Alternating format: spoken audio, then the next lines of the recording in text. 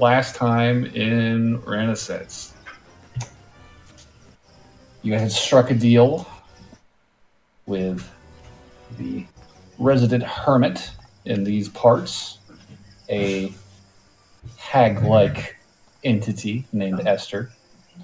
Right. In exchange for the promise of her assistance in tracking this creature down, she's asked you to help her capture an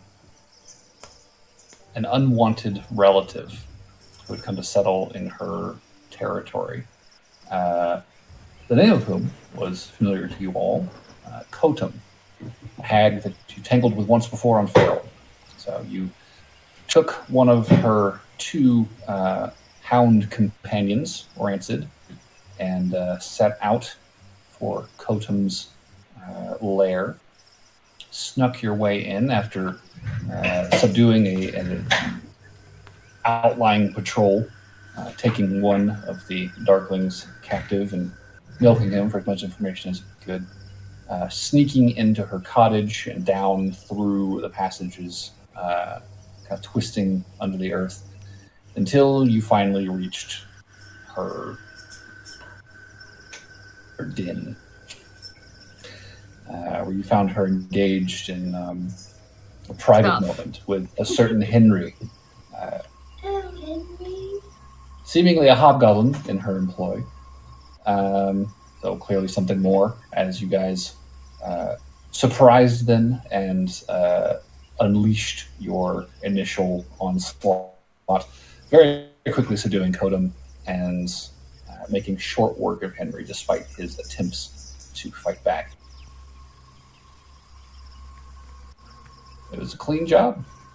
You guys got Kotum in the flask, and Loot. yeah, there's a little bit of loot, lying around as she was in the process of moving in. You guys got a folding boat out of it. I got a boat. Bottles of things, a nice necklace and cloak.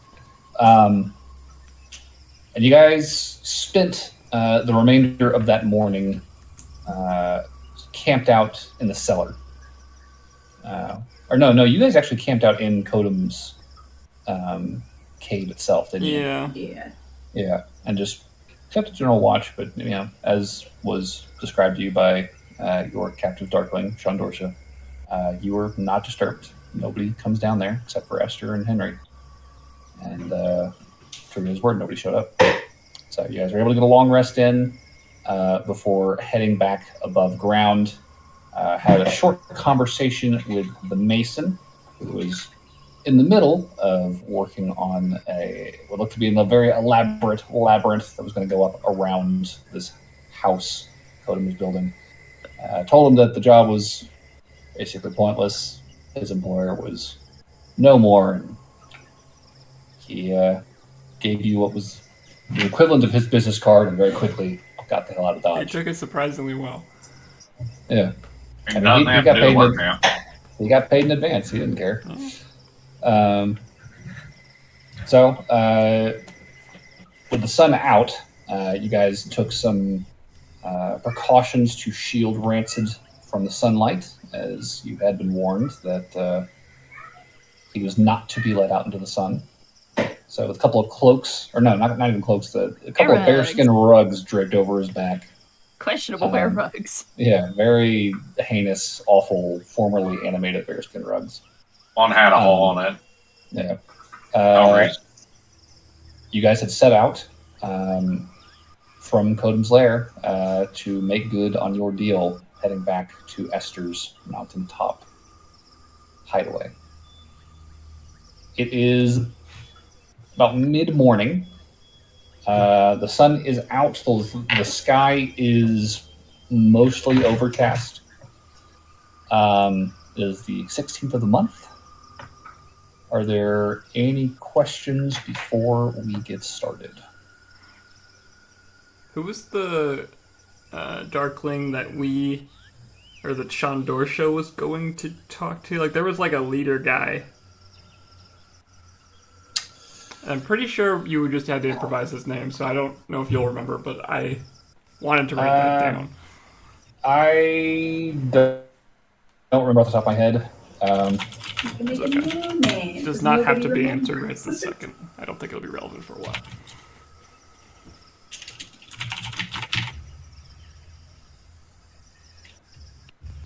I think it was like Duve something.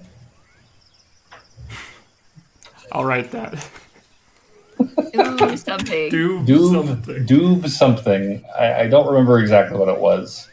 I'm sure if we look back at the recording, we'll find it. Well, like I said, it's not going to be relevant for a while, so... Yeah, I don't expect you guys are probably going to be talking to him today, so I have time to look at it. All right. No further questions for me. All right. Anybody else? I'm good. All right. With that, then, we resume as the party is departing the locale around Kotum's lair. You've seen some of the boggles who had been employed by her as sort of her personal carpenters and woodworkers. They've stopped working. They're just sort of now left to their own devices here. And the Darklings have a lair somewhere nearby, some shallow cave they take cover in during the day. But you don't really see any sign of them as you guys are sort of leaving the area. I guess my question is, do you guys want to sort of stick to this sort of boggy lowland for this first leg of your journey, or would you rather start climbing the hills now and just sort of hike along the ridge for the bulk of the day? Climb the hills. Yeah. I would like to stay in the shade if possible. Like, keep the temperature down. This walk isn't more than 8 hours, cold. right? It's cold. Yeah, it's not warm. It's not warm out. No, it was, I think, like It's like 6 or 5 hours at a normal pace, and you guys booked it last night. So you guys got there pretty fast. I think it was like a 3-hour hike, going quickly. That's a commercial. Go away. Stop it. I have no strong feelings one way or the other. I think I'm okay to get a little bit of workout in this morning.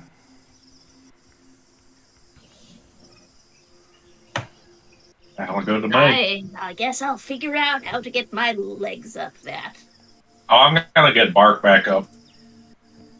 Oh yeah, sure thing. He got burnt. He's fine. Is he singed at all, or did you fix all that stuff? He smells like smoke, man. Oh. It's a pleasant campfire scent.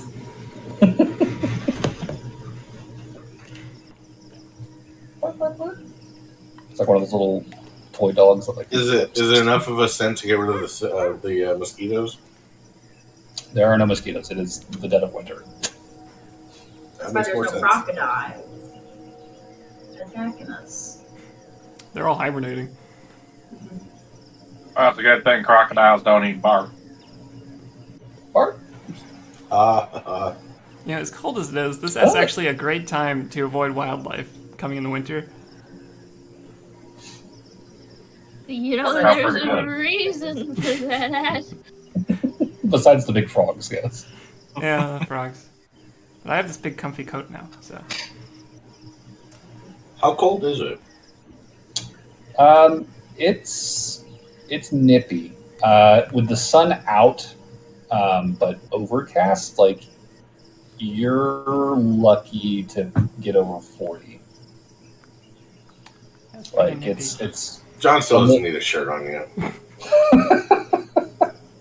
It's like it's a little above freezing right now. Orange just fucking.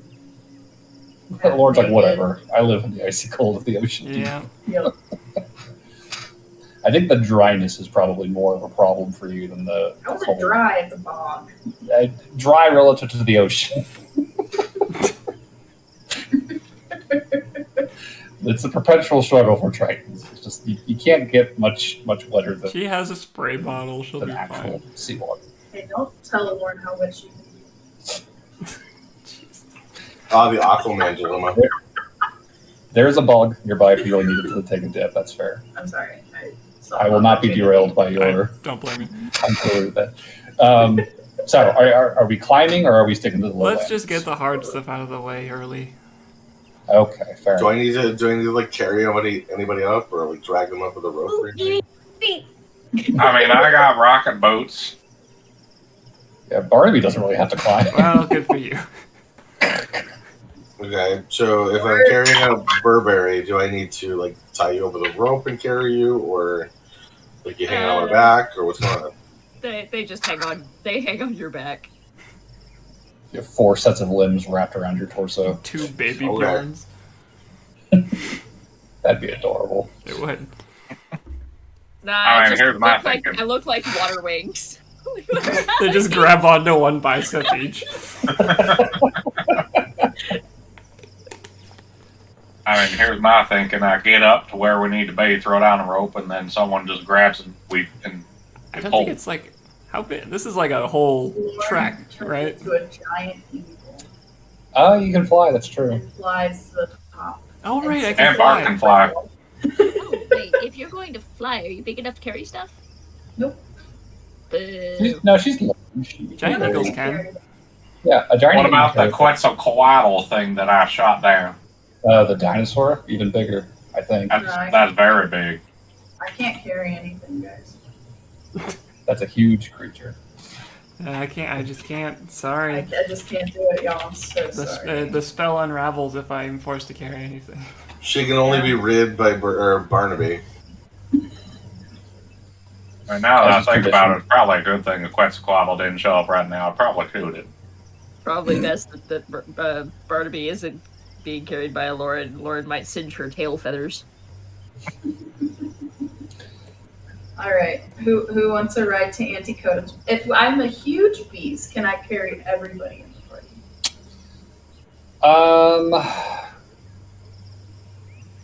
I'd say you probably could only carry one of either Barnaby or John. What if I have one? But of you each could claw? probably fit a Lauren or not a Lauren, Noelle and Burberry next to them Oh, how about this? Barbie, as- you fly with your boots, as and the I huge carry creature. Does John. the strength score affect this at all? Like carry capacity? 'Cause I think there's a Yeah. difference between the Quetzalcoatl and the giant eagle. Well, the Quetzal has 15 strength, but it's a huge creature, so it's carry multipliers multiplied by Oh, and the giant eagle's more. large. Okay, I didn't see that. yeah. So it's like 15 times 4, or maybe it's like doubled each time, something like that. I don't remember. I'm gonna look it up. I'm curious. Too. Lifting and carrying. How long does a potion of shrinking last? 10 minutes. I think it's an hour. Oh, is it an hour? I think. How long do we need to go? 5. It's 5 hours on foot at a normal pace. How much flying? As a Quetzalcoatl is a huge creature. Okay, let me look some shit up because we're asking a lot of questions at once. Jacob, just say we fly there in an hour. You're I gonna can fly carry there, all right? everybody. I'm trying to figure out what time you get there. For And every I size also category, just have I'm normal reading- carry weight for myself, too. Okay, so large, huge, so it would be doubled. So 15 times 15 is 300, right? So what I'm hearing is that Lauren's gonna carry John and Burberry, and Barnaby's gonna carry Noelle. So, No, I can it's- carry so everybody. She can carry 900 pounds Mm. as the Quetzalcoatl. Oh, okay. All right, how John's far only at like 420. Oh, I meant more for like comfort purposes. Yeah, I think she could comfortably fit 3 of y'all. Well, I was thinking I Wait. could carry somebody in my claws. So would it change if John took a Just the shrinking weight. potion? I'm just saying the weight. Got it. If you took the shrinking potion, that would definitely free up space. For at least an hour. Technically, I have both. I have a shrinking and an enlarging potion. Not the only. So if this is the same as the spell, I think it only lasts a minute. Potion of diminution, I think it's called. Okay. If it's But not like at least enlarge reduce, this- then it could last longer. You gain the At least reduce the effect of reduce the enlarge reduce spell for 1d4 hours. No concentration okay. required. Cool. So you could definitely get everybody on back if somebody is shrunk with a demi spell. Do we want to try that? Yeah. Hell yeah, let's try it. Let's walk Okay. it. Sorry. I think to maximize the time frame, we should get everybody ready, and then I'll take it right before. Okay. Yeah.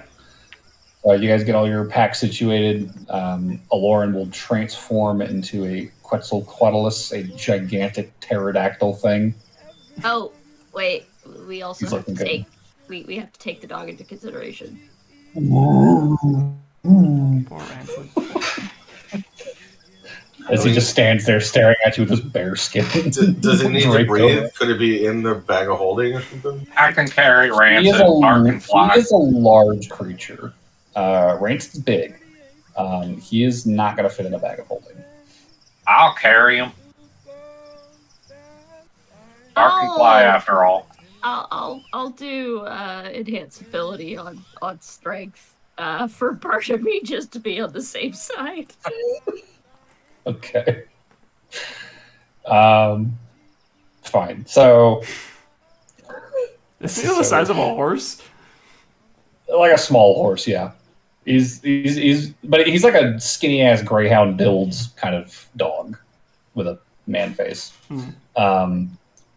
So I mean, it's going to be awkward, but I mean, you could lift him and probably hold on to him well enough. Barnaby, you're a relatively strong guy, and Rancid's not heavy so much as he is just bulky. So you just got this big dog with your arms wrapped around his torso, his legs just kind of like stuck way out in front of him, his hind legs just kind of dangling, and you just kind of lift up off the ground with these boots. Just like pig farming. Yeah, Rancid's definitely given this like really uncomfortable, like unending whine as you fly away with him. Oh, quit your belly aching. You're just fine. I'll carry While- wider than you. Aloran, you were able to let Noel, Burberry, and John clamber onto your back and I got- take off I got a Relatively. 3 on the 1d4, so it should last for 3 hours. 3 hours of Tiny John, or Small John at least. Okay. I'm So- gonna do a How full big dex is on Small that. John? This is so I think it's- weird. Half the size. What's the shrinkage rate? It's a quarter Well, it's pretty or cold half. out. Halved in all dimensions, and your weight is reduced to 1/8 of normal. So size would be 4 feet, and weight would be You're short.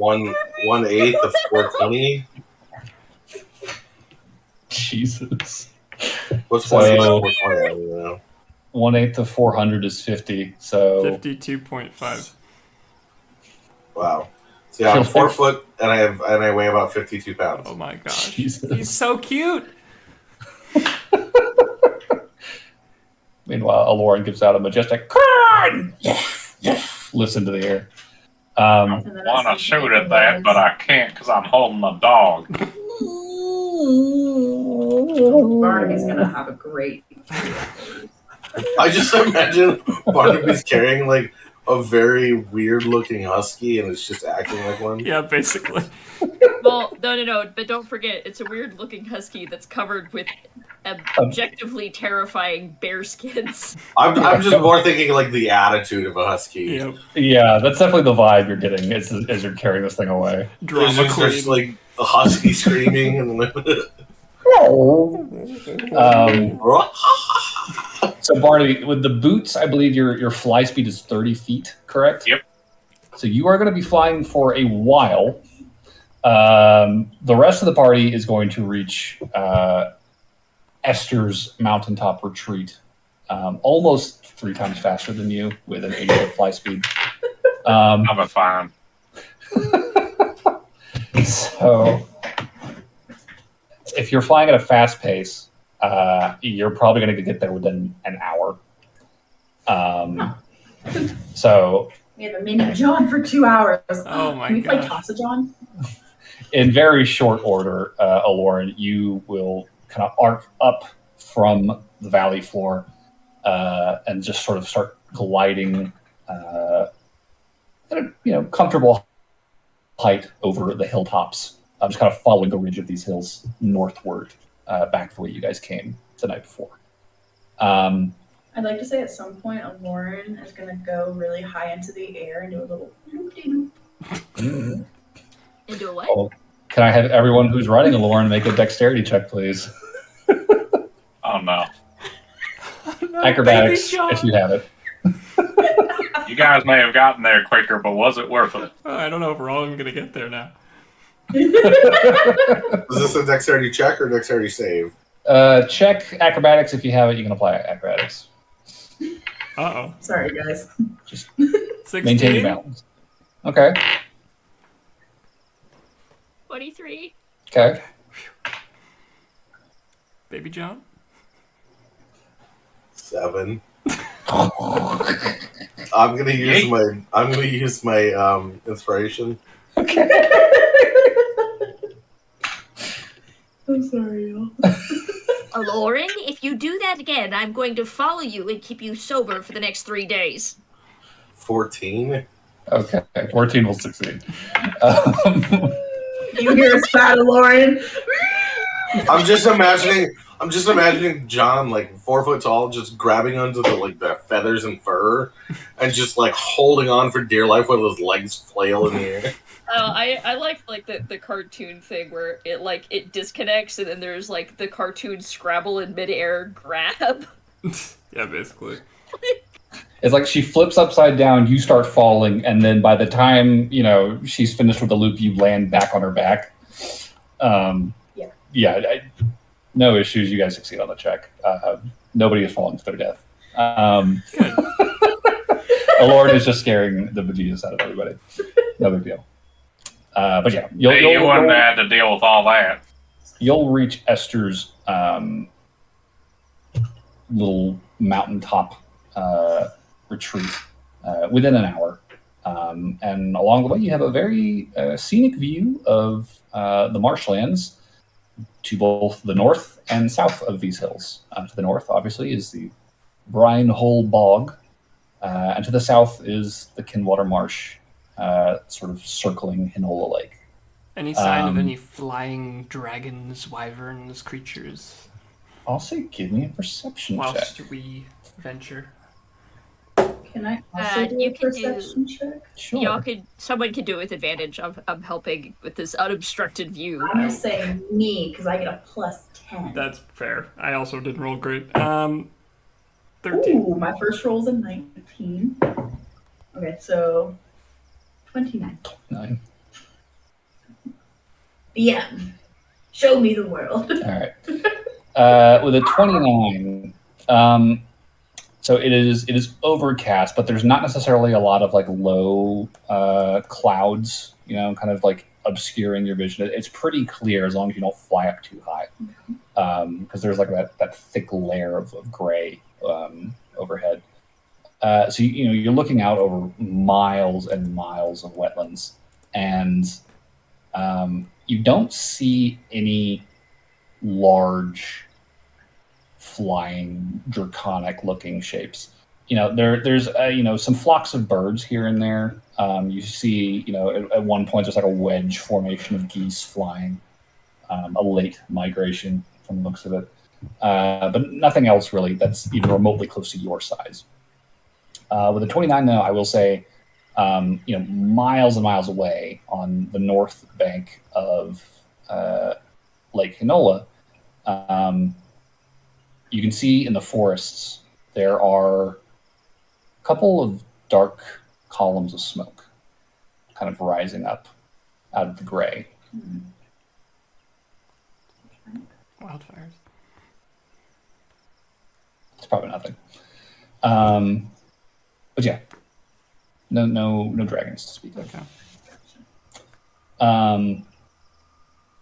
So landing on the hilltop not too far from the giant twisting tree that sort of marks the illusory rock that conceals Esther's home. Barnaby is still a good 2 hours behind you When guys. we land, I'll cast that into Barnaby and be like, "Hey, we made it. Where are you at? And how are things going?" Somehow you just see the howl of this. I can hear it in the background of the sending.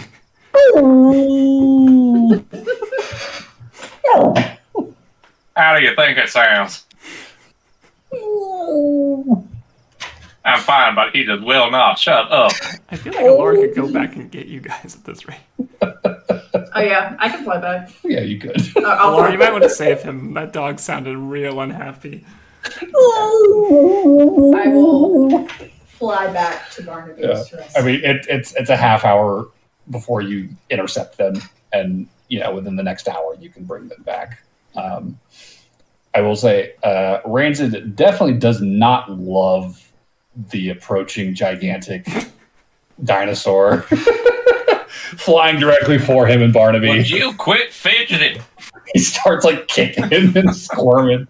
But you expert wild shaper that you are, just kind of rise above, grasp them tightly in your claws, and just start flying back towards Esther's home. And the whole while, Rancid is just howling, just.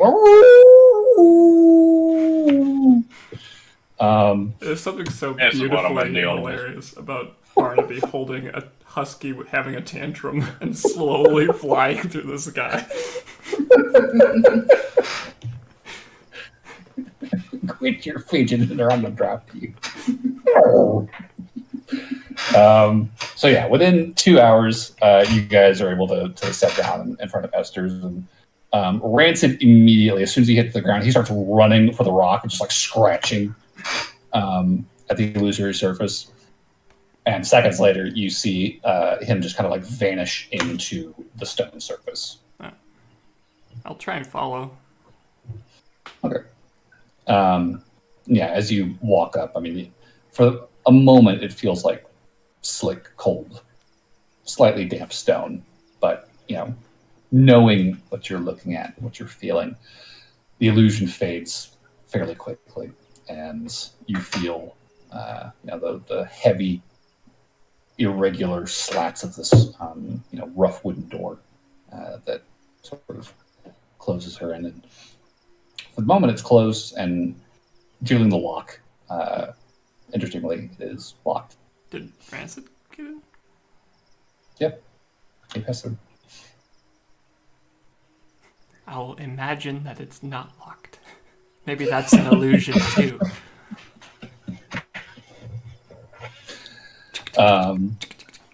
Don't we have the bell of unlocking or whatever? It has limited uses, but We It could does. also just knock. I'll knock. There's a. Okay. It's your favorite Triton. I've come for more cookies. Roll deception. God damn it. No, don't. Oh, okay. I'm fucking with you. I was like, She did not, in fact, come for more cookies. There's a moment before Noel, you feel the door handle in your hands sort of like vibrate,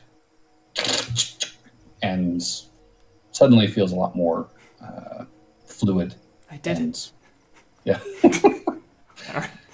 Turning the handle, you feel the door open. Amazing. I'll go in. And you find yourself descending the dark stairwell down beneath the earth into the hill. And once more, find yourself stepping into this sort of wide, low-ceilinged, dark abode. In its usual place, the skeletal elk lies with its front hooves crossed, kind of barely turns its heavily antlered head in your direction as you hit the landing.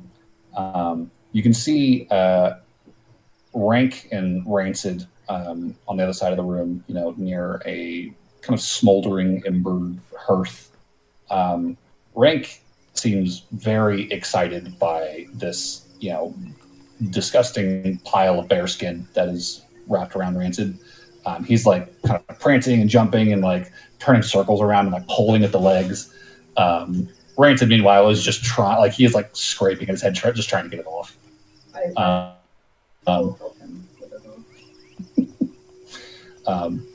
And as you do, Rank kind of like bounds up and like puts paws on your shoulders and just gives you a big up the side of the face. You see Lauren gag. Good boy.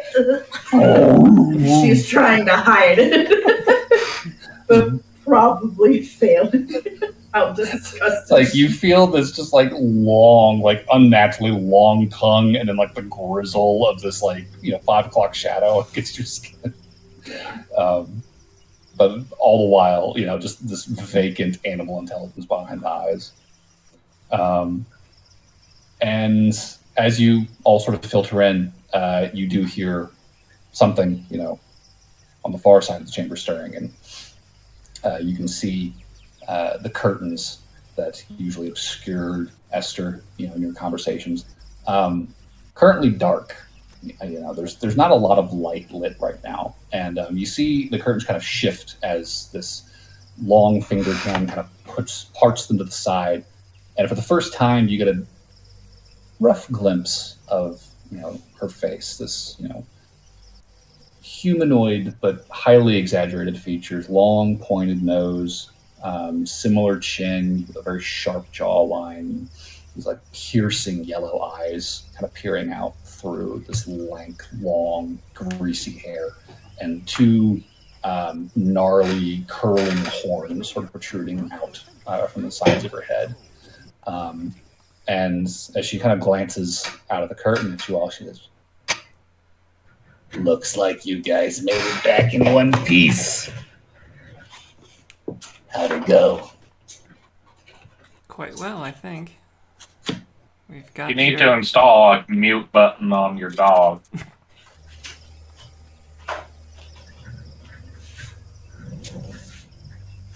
She's not paying any attention to that. She's literally just reaching a hand out to Noelle. Well, I don't have it. Lauren does, but we have Kodum. Then she reaches out towards Lauren, and you just watch as this arm just continues to just snake its way across the room towards you, where you're standing next to the dogs. Maybe Lauren's gonna dangle it, be like, "Am I your favorite Titan?" You're about to be. Gimme. I'll hand it over. And she very delicately takes this flask between two fingers and pulls it back behind the curtain. And she'll say, "If you'll excuse me for one moment." Gives me freaking Little Nightmares vibes with this arm. I can see Oh that. yeah. I was thinking the guy from Spirited Away. That's fair. But she very quickly pulls the curtain back around herself, and you hear the sound of a metallic thunk, and this rush of air, and then a very bemused sounding Kotum. Whoa, where am I? Oh no. No! And before she says anything else, you hear her voice is immediately muffled. And you hear this.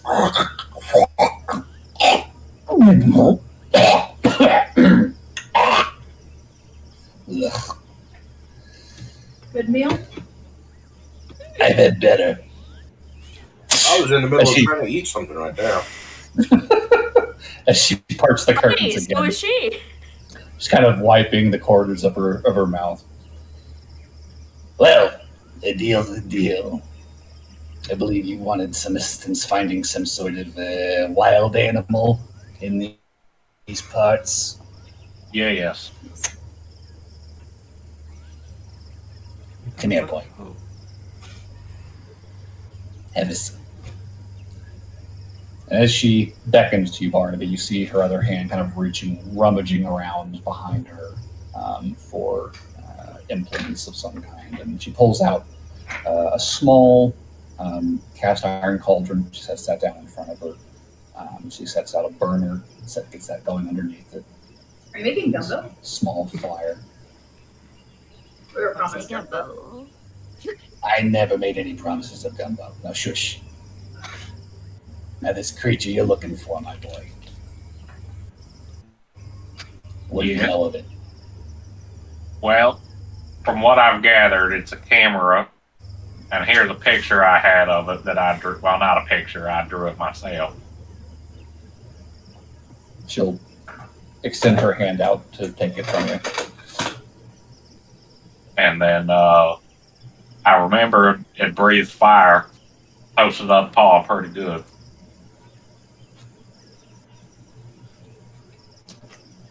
And you encountered it not too far from here, then? Yep, near my folks' home. Very well. If I could take the picture, please. All the while, with her other hand, she's been kind of like reaching back behind her and pulling handfuls of herbs out and throwing them into the pot. To the point that it's now much more of just a very thick mud rather than a pot of any sort of elixir or potion or anything. Mm-hmm. But she's still asking for the picture if you're willing to hand it over. I hope she boils it. Just because it'd be funny. Did you give her the picture, Barnaby? Yes or no? Yes, but it's not a picture, it's just a drawing. The drawing, yeah. Taking it, yeah, Kate, you got it right on the money. It's going in the pot. And with a mortar, and she starts very quickly kind of mashing it in and grinding everything together. You see her sort of encant a little bit, kind of adjusting the flame under this, kind of watching as the light from this fire kind of starts to fill the room, casting these long, dark shadows across the walls. And all the while, she continues to mutter this lengthy incantation. After a moment, you begin to see a new light begin to shine from inside the pot. At first, dim, crackling, fire-like. It begins to grow in intensity, so much so it begins to dwarf the light of the fire, fueling it, and it begins to shift in color from red to green to purple to yellow. Oh, I like that purple color. Go back to that one. Shut up. As she continues to incant and waving a hand over, kind of like stirring it almost with a gesture. You see thick clouds of smoke beginning to sort of billow up out of this very small cauldron, more than should be possible.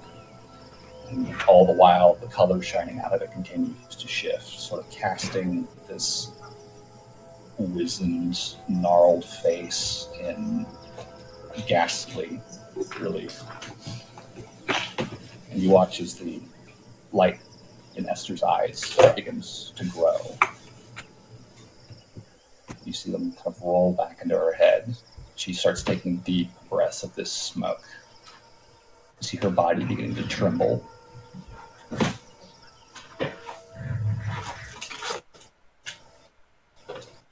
And after a moment,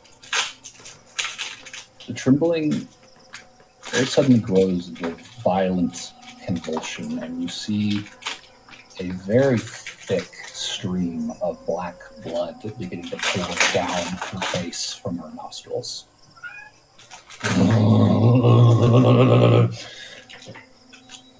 And seconds later, she smashes this tiny cauldron to the side. The light goes completely dark, and you see her sort of collapse in on herself. This long, serpent-like neck sort of coiling back into her body, breathing heavily.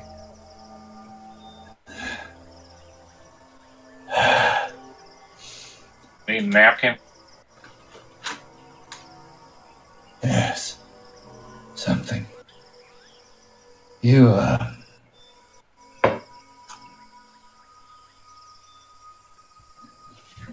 You're hunting a strange beast, my boy.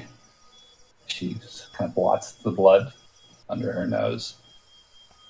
I hand her my handkerchief. A very strange thing. Yeah, that's what everybody's been saying.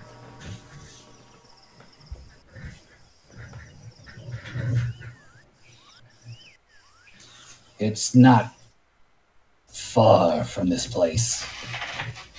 Well, that's good. Southwest, on the border wilds. It keeps a nest between realms.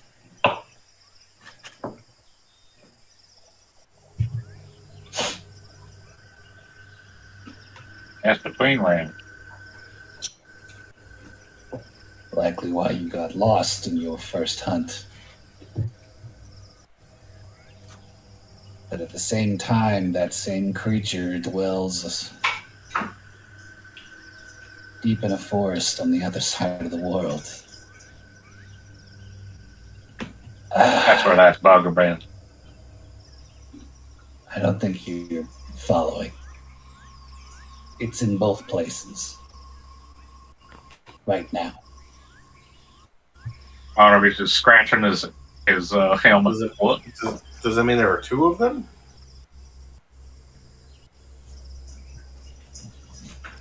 I hope looked not. for your creature. And I found it. Did somebody cut it in half?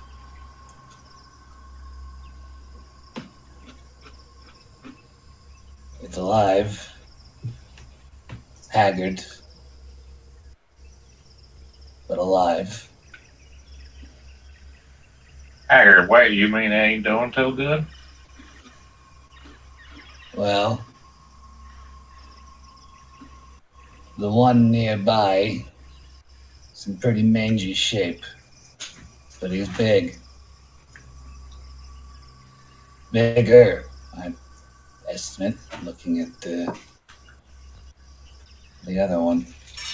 The other one's smaller, cleaner.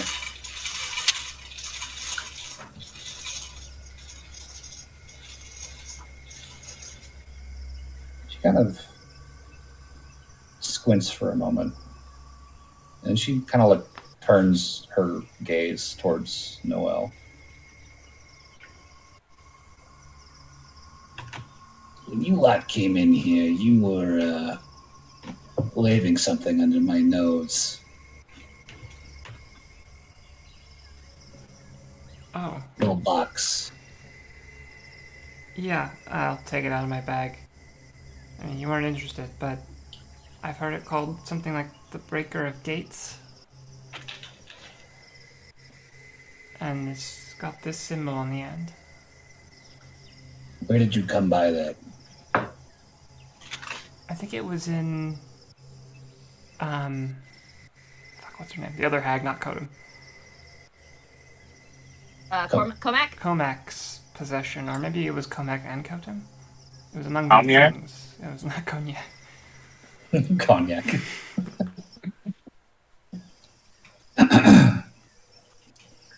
She sort of nods and just kind of mutters to herself. That's interesting. Well, eventful as this was, I think this concludes, or nearly concludes, our bargain. You're looking for this monster. I know where it is. She points across the room back towards the dogs. We have their scent now. You want to track them down and get out without losing yourself again? Take a dog. That would be a nice idea. Does Rank not whine as much when he's carried?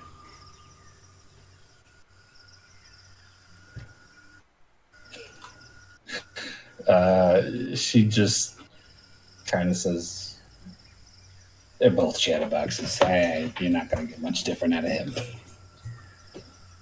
All right, then. I guess we'll stick with the one that we've been with. Last one that we have been with has accessories now. If we want to travel at night, do I need to eat another cookie to stay here for the night day? Esther just kind of looks at you, and you can tell, like, even as bestial as her kind of shape or silhouette is under this cloak, like, she is very drained from this spell, this ritual she's just cast. And she doesn't seem to be in much of a mood to really fuck with you. She just kind of waves a hand. She just says, "You want to stay inside? I'm not going to fight you. Oh, you want to stay inside? I need rest." She sort of drags herself up to her feet. And now that she's sort of standing, and she's easily, even hunched, she stands a good 7-8 feet tall, reaching up almost at the ceiling. And you just hear her, heavy footsteps kind of dragging across the room as she begins making her way towards the back of the chamber. "Don't touch anything. Be on your way come whenever the fuck you're leaving. Once you guys start getting close, I'll I'll check in with the dog." Thank you. Oh. You just kind of watch as she walks into a dark corner of the room, and even for those of you with dark vision, it feels as though the shadows sort of grow and envelop her. And moments later, recede, and she is vanished from your sight. Are there hallways, doors here, or is it just a living room and then her room? Looking around, this is one room, and you don't see any doors leading anywhere. She literally just kind of walked into sort of a dark corner of the room and just sort of faded away. Okay. I mean, it's no reason why we couldn't go now, right? It's like mid-morning. It's like noon. Well, if we were going to take ransom, I guess we could just do what we did. Or we could take Rank, since he's not tired. Oh. I have to carry him again, don't I? I mean, you don't have to. Not necessarily. I mean, I doubt we got another one of them potions. Do you know how far the Border Wilds is? Southwest of here? Is that like a place, or is she just describing the Feywild leaking into the forest? You've heard this phrase used by the gatekeeper and Okay. others, to sort of just describe that the border region Sure. where their realm kind of bleeds over. I love Halloween. I get free Kit Kats. Why don't we reorganize?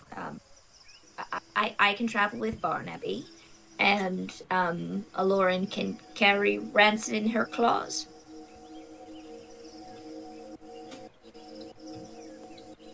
Sounds good to me. Fine by me. So, as before, traveling in this fashion is going to leave Barnaby sort of playing catch up as you guys fly well ahead We of him. probably shouldn't leave Barnaby behind, given there might be a fight breaking out. I think- I'll also waste a calm emotion for this dog to get picked up by Aloran. Sure. Let me double check something. Is that a charm effect? Might be. Calm emotions. It says a Oh, suppressed effect for charms. Got it. Okay. Not Okay. charm itself. That's fine.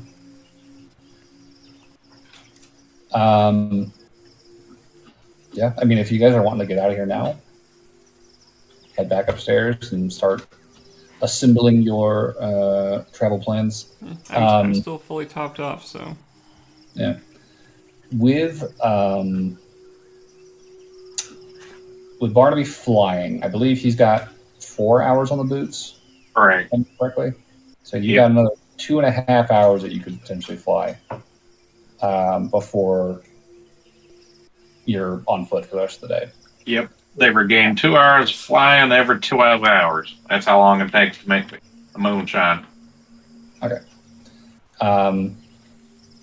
So you guys could conceivably travel in an hour. The 3 hours by foot, and then in another hour, double back, grab Barnaby, and be back within another hour. So you can get the whole party, 3 hours forward in 2 hours with this flight plan. Would Esther be willing to share how far we might have to go to reach these borderlands?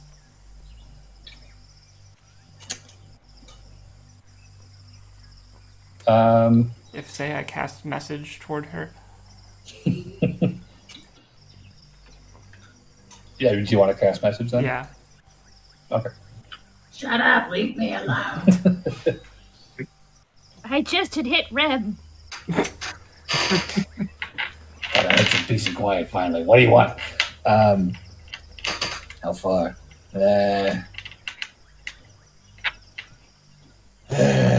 Couple of days, maybe. Oh. It's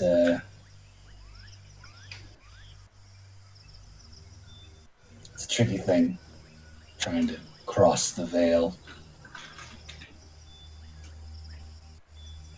Kind of want to get lost without actually losing yourself. Right. Okay. Is that about how the crow flies, or she's asking that? She just said southwest. It doesn't sound like there's a fixed position. It's like a gradient.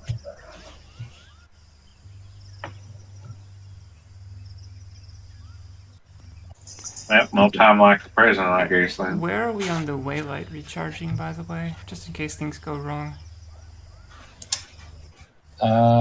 You guys got there. It hasn't been terribly long yet. It hasn't been super long now. So you guys got there on the 13th, and it is the 16th. Okay, so we still got like 4 days. Yep. Okay. I mean, we can make progress. And it sounds like we don't have to be keeping a super close watch.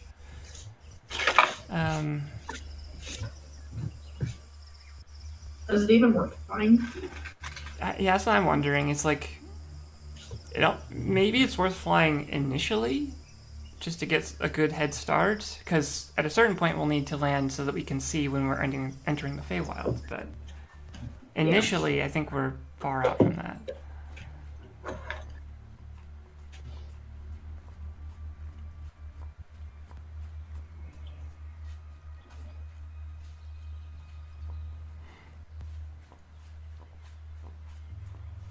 Seems as good as option as any. How far can we get flying, DM? If it was just the Quetzalcoatlus flying, you could get, a good distance out, but you're having to kind of double back from Barnaby. So I mean, I could do Quetzalcoatlus too for 2 hours a day. I mean, so we could get an uninterrupted 2 hours of flight. I mean, you're basically moving at 3 times your walking speed as a Quetzalcoatlus. Mm-hmm. So you can cover in 2 hours an amount of ground that's maybe like 2 hours short of a full day's walk at a normal pace. Okay. And then we could, Lauren's got way longer Quetzalcoatl mode. So we could utilize that in the latter half of the day. Well, let's see how far we get in a couple hours. So is that double Quetzalcoatl to start? That also solves our carrying capacity problem when we don't have Barnaby flying. That's true. Okay. So, if Noelle is going to polymorph herself, then thankfully, you have a druid in your midst who can help sort of wrangle you as your mind is sort of shunted into the walnut-sized brain of this giant flying dinosaur. Me done. But Aloran, being ready for this, and as a druid, being capable of speaking to animals, or at least impressing upon them, certainly. Well, if I'm the ideas animal, and can't I thoughts. talk to the animal? I don't think they have any language. I mean, animals don't necessarily have a language, but as a druid, you've got that ability, just baseline. So, I mean, wrangling Noelle is not going to be. Noelle just keeps like if when you turn to Quetzalcoatl, she keeps like nipping your neck. It's a lot of like big, giant, 6 foot long beak pinching. Not hard, just like, what are you? Are you food or friend? You get to fight back. A nibble. Yeah. Getting the party all situated and boarded onto a pair of giant flying dinosaurs. You guys can take off and begin flying southwest, roughly following the line of these hills. And Noelle can do this for 2 hours with her spell slots. I'll have to land for a minute, but okay. Yeah. So, Aloran keeping track of time so that Noelle does not start plummeting out of the sky with. If she plummets, I'm gonna just grab her. Okay. But and everybody else, I'm not keeping. They'll be fine. Yeah. You guys got this. No problem. Yeah. You guys fly for about an hour before you sort of begin circling to look for somewhere to land. Find yourselves a clearing, set down, kind of wait for Noelle to drop out of her polymorph and re-up it before you take off and begin flying again. And traveling in this fashion, you guys are making a lot of progress in a single day over the course of 2 hours. This is already, nearly a day's worth of travel on foot. You have, what is that probably? That's like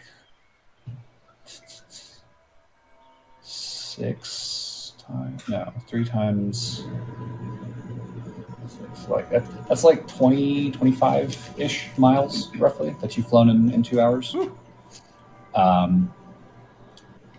At this point, the lakes that you were sort of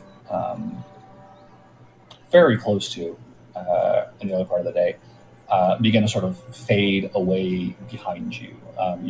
They're still visible on the horizon, but as you begin to lower yourself, towards the end of the second hour, they are pretty obscured by the hills and trees that you now find yourself sort of landing amidst. Over the course of this 2 hours, you are also seeing the terrain changing pretty significantly as you sort of leave the Breakwater Hills and these 2 wetlands on either side of them behind you. You see that sort of tepid marsh environment start to fade away. The mangroves give way to evergreens and pines. And the land, while,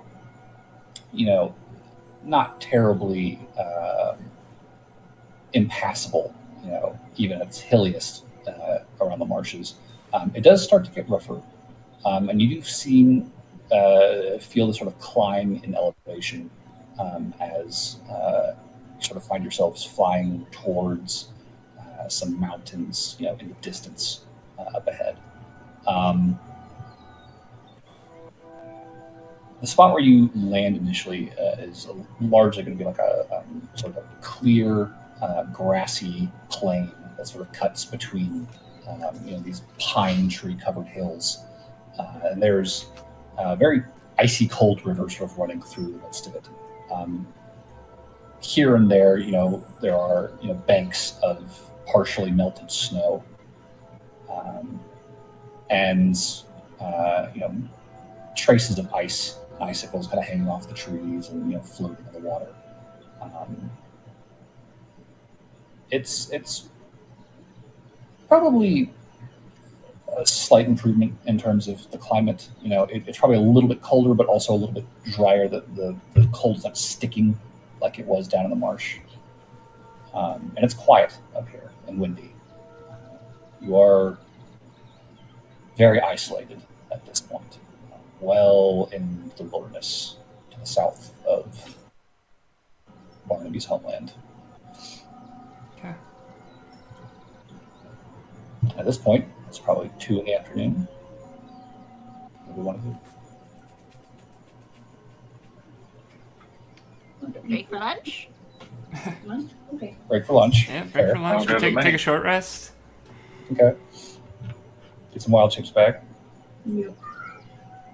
So from here out, I'm tapped on polymorph, but we could have Aloran shuttle us, or we could just start walking, see what we see. We made pretty good progress in 2 hours. How dare you not have any polymorph? I I said, how dare you not have any I'm not super strong, unfortunately. Maybe someday.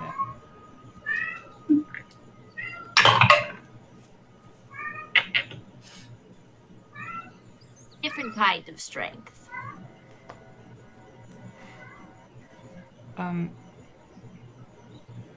So what are we thinking? How aggressively do we want to approach this? I kind of look toward Barnaby, kind of. I have the pieces in 2 places. That's the interesting part. Still not quite sure what you meant by that. Presumably, it doesn't make sense, you're right, but from what I gather, it sounds like there's one here and one roughly where you emerged. That's what it sounded like, at least. He said across the world, and that's basically where we were. Right. I don't know, maybe there's like one in the Feywild and one in the material plane? It's my best guess.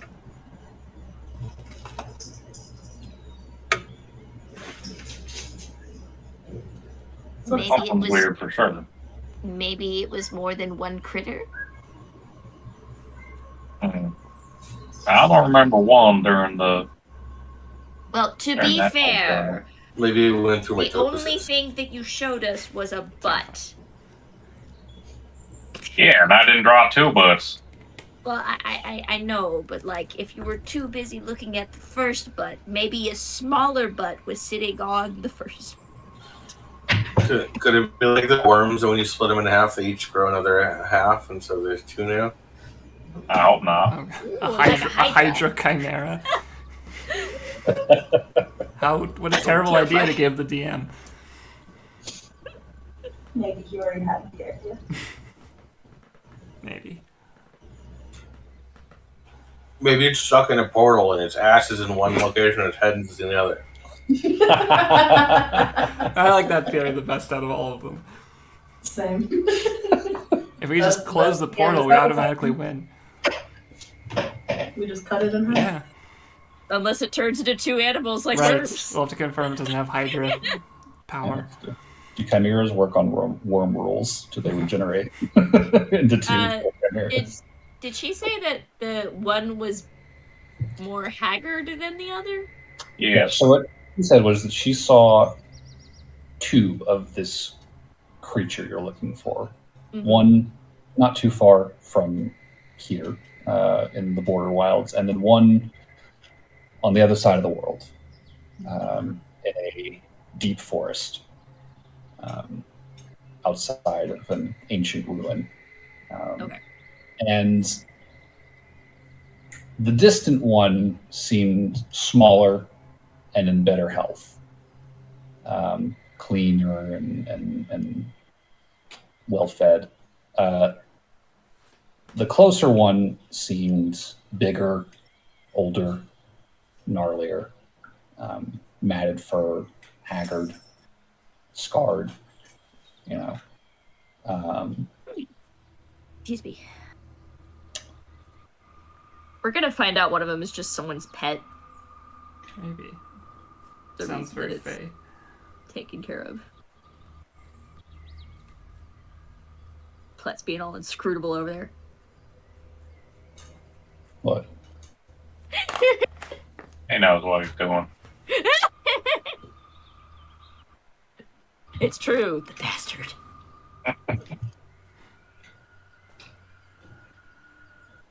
Well, whatever version it is that we're going up against, there's a good possibility I feel that the other one's going to show up.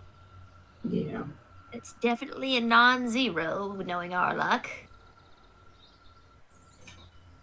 I feel whatever method we approach to it has to take that into account. We'll definitely want to not fight it today. No.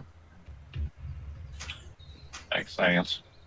Feeling a So little tapped. my goal, well, I just used both my highest level spell slots.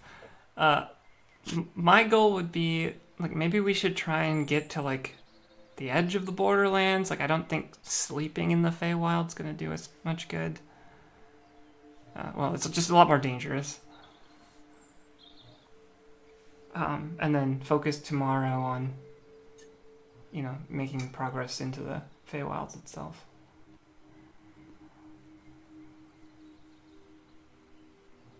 So maybe we do just walk the rest of the day, see how far we get. That's fun. Sounds like a plan to I would me. want to accidentally end up in the Feywild. Okay. Yeah, I'd advise against it. Sure. All right, sounds like we have a solid plan. Let's do that. Oh, Okay. alright. A hiking you will go. So you guys have, I think, 4 more hours of travel left before you need to start making con saves for Something your like that. exhaustion. And given that it is about 2 o'clock in the afternoon, probably be hiking until sundown. So pretty good indicator of when you guys should probably call it for the day. At present, you guys, as I said, are sort of in this open, grassy valley. There is a river running through it. There are pine tree encrusted hills sort of rising up in these like long, it's like slowly heightening slopes, on either side of this valley. So there's a very like a definite tree line that kind of like falls down these hills and kind of like spills into the valley before it stops and opens up. And there's a very cold icy river that's kind of like running through the middle of it. At present, continuing southwest would sort of take you along this river. If you wanted to veer off in either direction, you'd eventually be climbing hills up into the trees. What are we thinking as far as pathing? I mean, only I in think going at like the edge of the trees. Do we want to break at the edge of the trees so that way at least we can see whatever's coming? Yeah, that's fair. I don't hate that. Okay. So just kind of like hug the tree line and follow it. Yeah, as long as we're heading roughly southwest. Okay, sure. So taking off, I will say the first hour or so of your trek, it's quiet and cold. The wind up here is a lot more pronounced out in the open than it was down in the marsh. And every now and then you get this strong gust that just kind of cuts straight through your clothing, kind of piercing you to the bone. Very, very chilly. Not fun. Bad times. Emerald Coast It's has fine. I've got 3 whole No. coats to hang out with. Put on my night goggles. There's a smattering of wildlife visible out here. As you sort of continue onward after that first hour, you sort of like round a bend in the valley, and there's, on the far side of the river, sort of, I guess, like due south, there's a herd of large, dark furred creatures, tightly clustered, sort of, a little outside the tree line, that seem to be just sort of slowly meandering. Distant, a good half mile away. It's hard to say exactly what they are, but you can definitely see that there's a lot of them and they're moving. There's, a few flocks of birds that sort of fly overhead every now and then, kind of breaking the silence with bird call.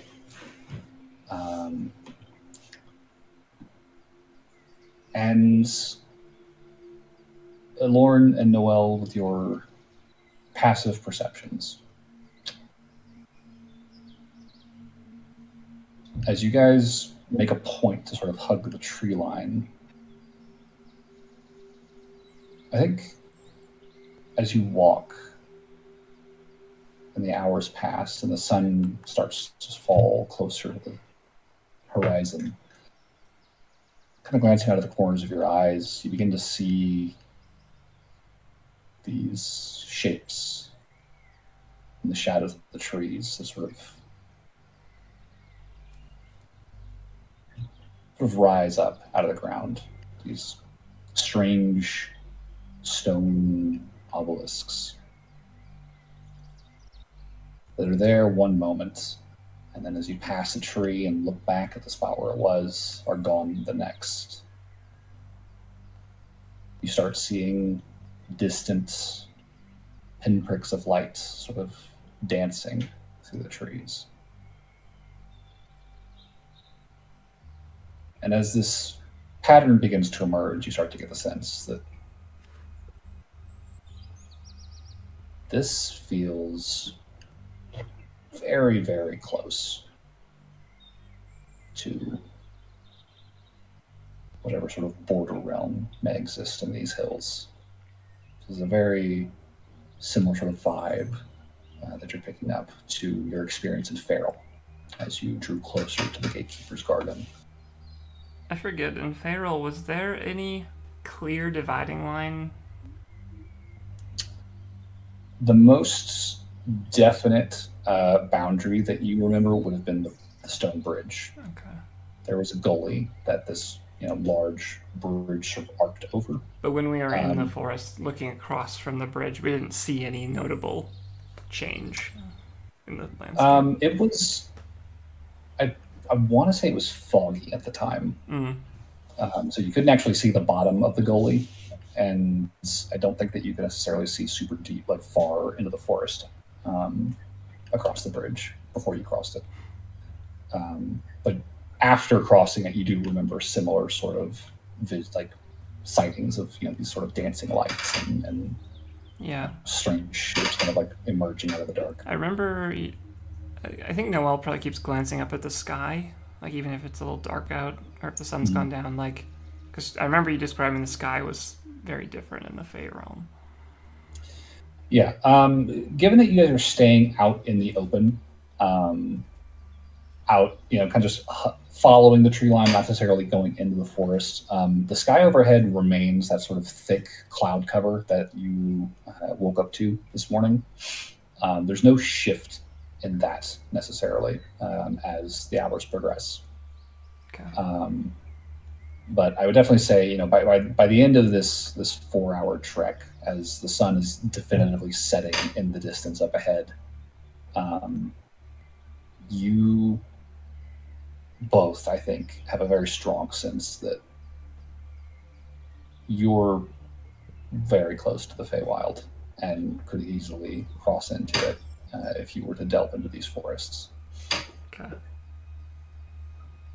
Well, this sounds like a good place to set up camp then. Yeah. And then we have our goal for tomorrow. All right. So I will take the time to ritual cast the hut. All right. I guess near the bank of this river. Okay. So get yourself some distance from the tree line. Yeah. Kind of hike back down into the valley and set up near the water. And It's probably like a quarter mile, we'll say, between the river and the trees. sure. Yeah, get that set up, get it nice and warm in there, and head inside. Well, I guess I start inside, but yeah. All right. Get our nice little camp area. Is there anything the party wants to do before taking their rest? Feels like we should probably take watch. I'm gonna set up a tent in this tent. Okay. Polish and whittle bark a little bit if he's got any. Just kind of preen him up, make him look nice. Okay. Just see Nothing. Barnaby enter bark into a dog show. He would win. John shall revel in no longer being Tiny John. Oh, right. We never used any of that for anything. I mean, it definitely made him a lot lighter for your, air travel. Oh, that's true. John prefers being normal John.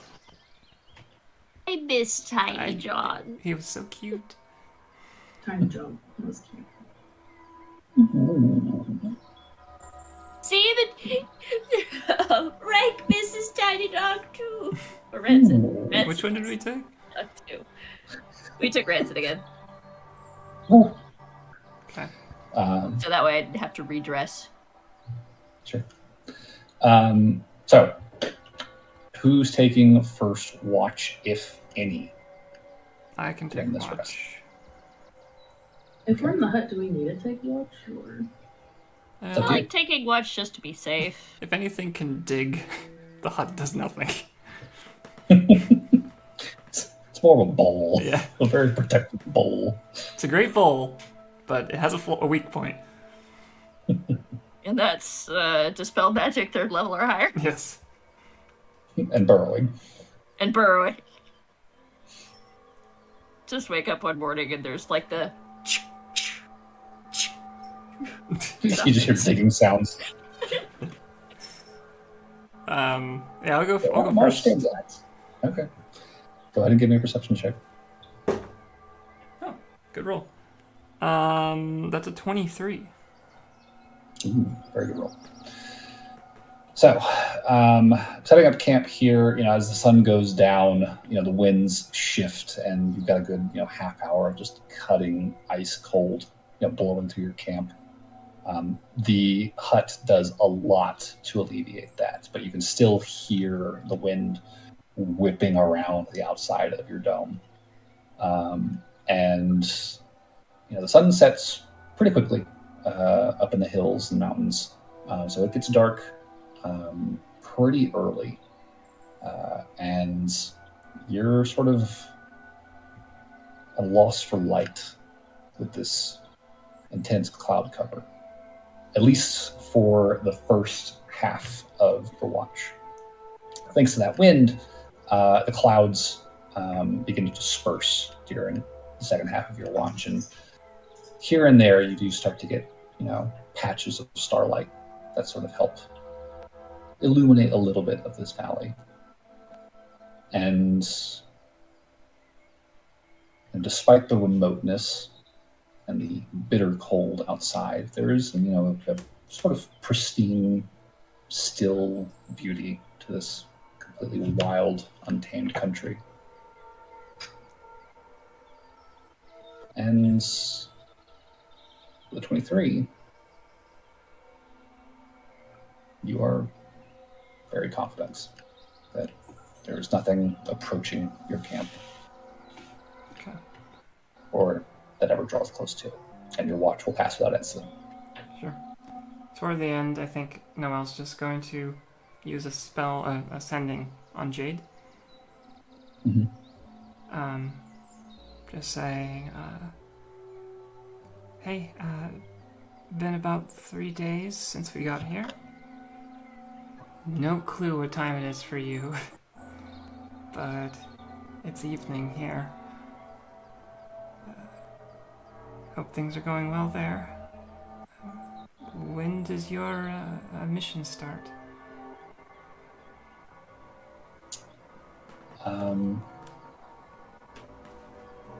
the reply that you get is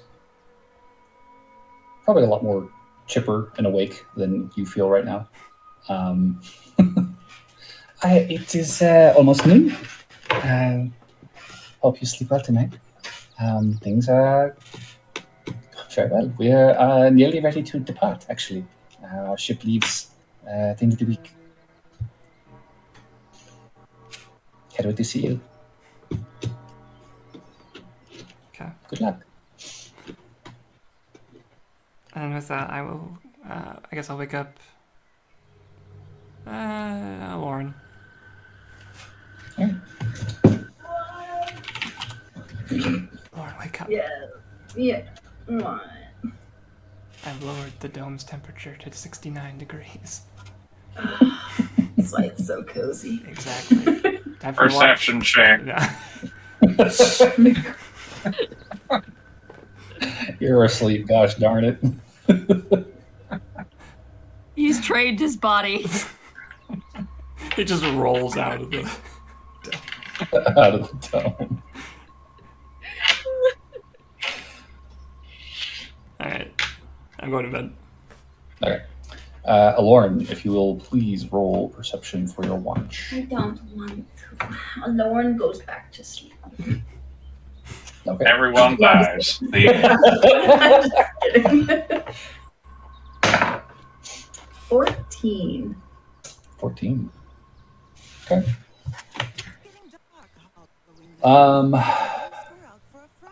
Over the course of your watch, the skies continue to clear as strong winds high overhead continue to disperse the clouds, and you begin to get more and more starlight, although the moon remains obscured behind particularly thick and stubborn cloud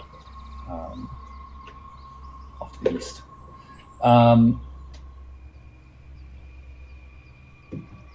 Over the course of your watch, you do hear distant activity in the valley. The echoing, faraway howling of a pack of wolves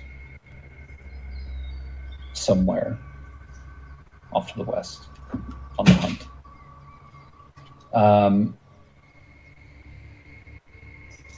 And for a good probably 40 minutes, you can hear these howls sort of fade in and out of your perception, your ability to hear them. And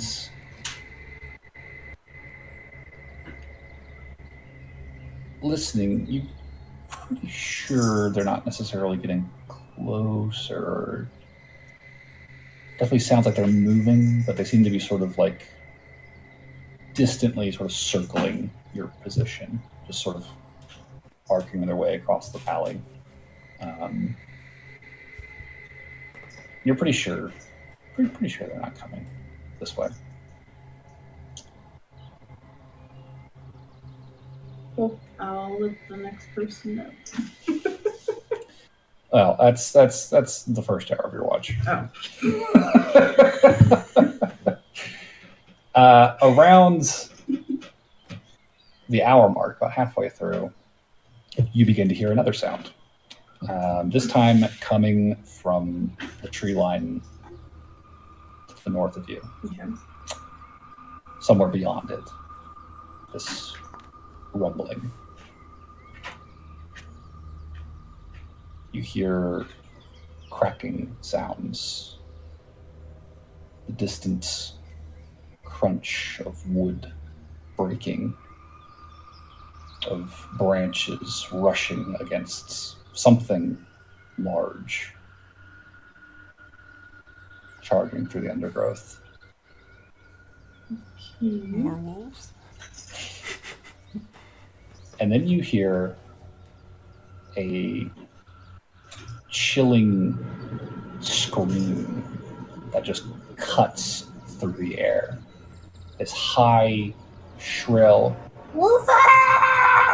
something bursts out of the trees up the hill, tearing into the air, and unfurls a pair of enormous wings and begins to very rapidly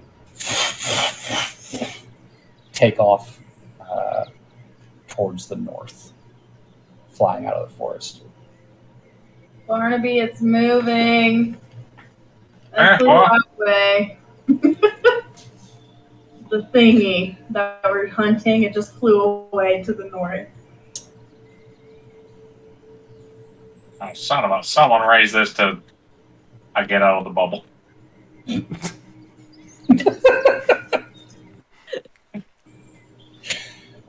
Yeah, Barney, go ahead and give me, I guess, a perception check. Did I we? want to know. I want to know what kind of intensive training Barnaby went through to sense when it's exactly 69 degrees. There are two numbers that I was trained for, 69 and 96, both equally evil.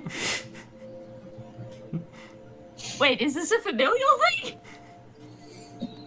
Yes. Perception is a 8. 8. Too distracted by the temperature. 6 plus 2. Yes. Yeah, so Aloran heard this distant cry and saw this shape, probably almost a mile away, kind of burst up out of the trees, barely illuminated in the starlight, and take off flying northward at a rapid pace. You saw Aloran. Barney with an 8. By the time she wakes you and points it out to you, you can't make out anything. Like there was no sign of that thing in the air. It has vanished from sight. I guess I'll stay out of this bubble then to see if I can find it. Or listen for it or something. Okay.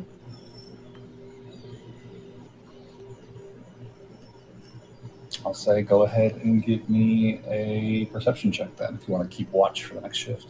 Yep. Okay.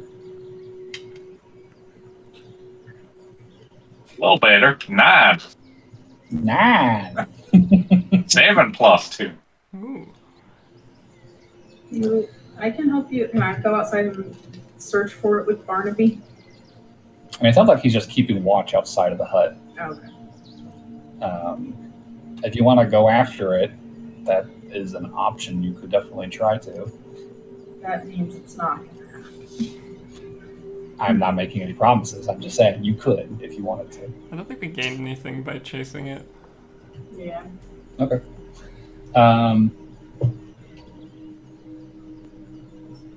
So a 9, Barnaby. Yeah. What are you wanting?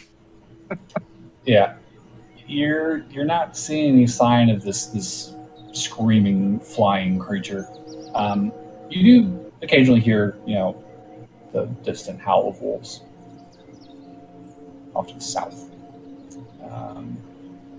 They sort of rise up towards the halfway point of your watch, and you kind of hear this chorus of howling sort of echoing over the valley for about a half hour before it goes quiet again.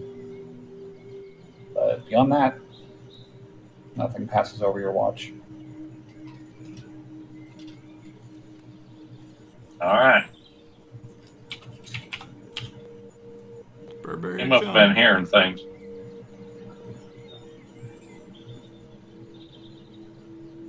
Well, it's better than an 8.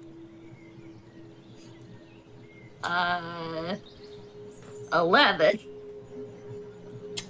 11?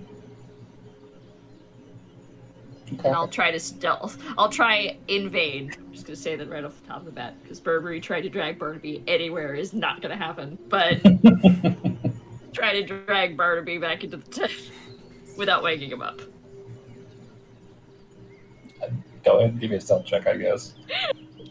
This is more like a strength check. Oh, she's trying not to wake him up. That's the first thing. No, it's just really slowly, rolling him. That's a 23. Oh, 23. Okay, well, you're being careful. Yeah, give me that strength check now, please. Godspeed.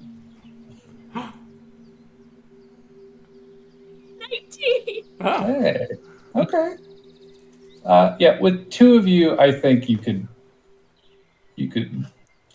slowly pull him back inside the dome. One pushes, the other pulls. Yeah, something like that. Like one's got the arms, one's got the feet.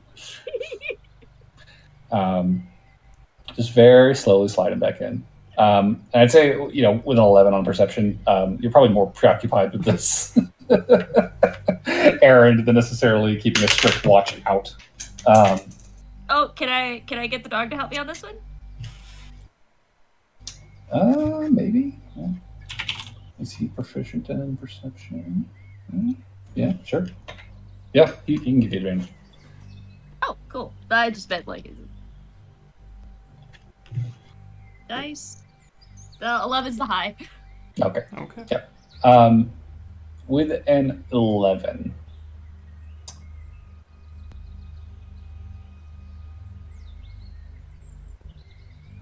I will say towards the end of your shift,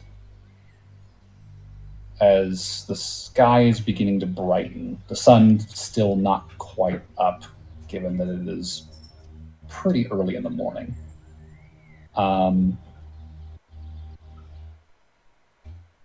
You would hear another sounding of that high, shrill scream. Kind of looking around, like trying to get a bead on it. You're not certain where it's coming from, other than that it is distant to you.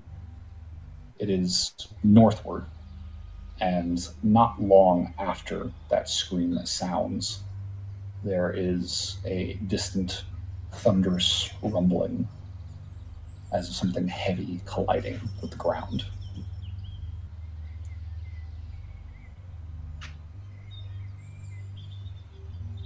Okay. But other than that, you hear nothing else. I'll mention it to John, who waking up next. I think that was the last. Is there That another would be one, the or is fourth this last watch. one? That would be fourth watch, yeah. Should we go check out the noise then? That could be a way to start the day. Did we, you said we saw those fires off to the north too, yesterday? Or 2 days ago? Yesterday? Yeah, so while you guys were flying back to Esther's house, you would have seen, a couple of columns of smoke kind of rising out of the forests to the north of Hinola Lake, in the sort of the region around Kindwater Marsh, the town.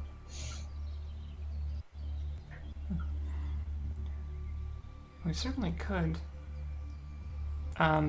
Thinking back, Lauren, did you see it in any capacity, or was it just a blur in the sky? Yeah. You rolled what, like a 14? Yeah.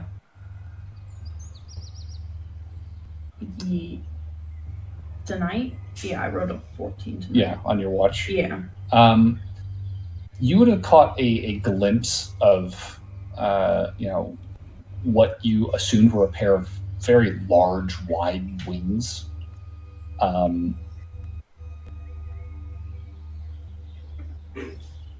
I'd say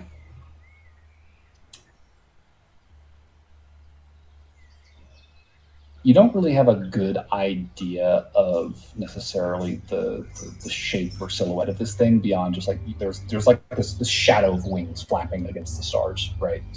Something big flying up out of the forest. It's Great Fury. I will say you probably would be able to note that there was not necessarily like a bulky shadow, corresponding to a body. That sort of followed those wings. The wingspan was massive from the looks of it, at that distance.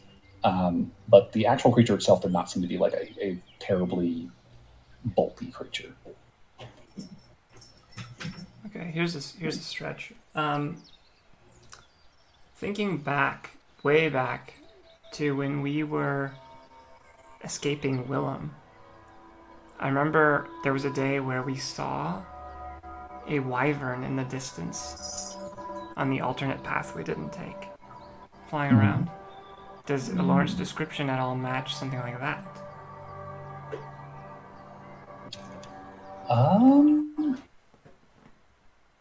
Just trying to think of big flying creatures. It wouldn't be a stretch. The wyvern from way back then,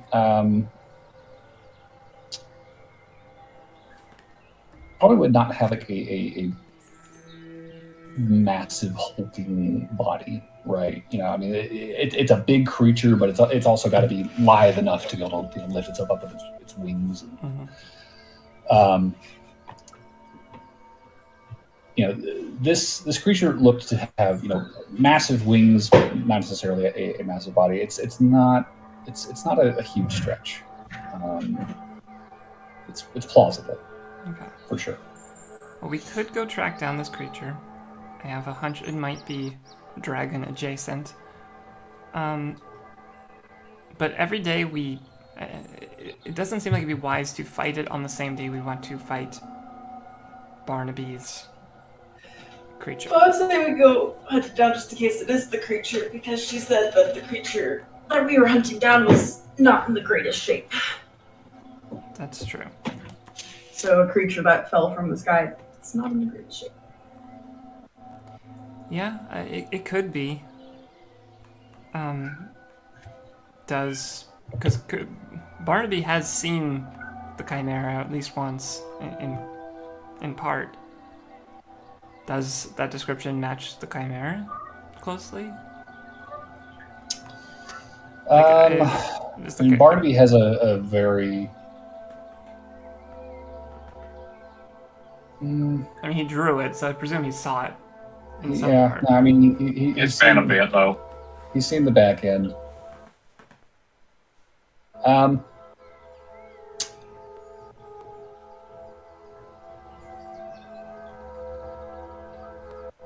right, tell you what, Barnaby, go ahead and give me another history check just to see how clear of a visual you got on this thing.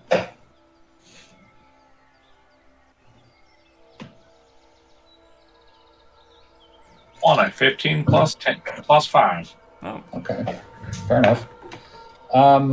Okay, so, you know, not necessarily like a clear full-on, you know, this was definitely a chimera, you know, when you first saw it, but it was definitely like a good look at you know, hindquarters and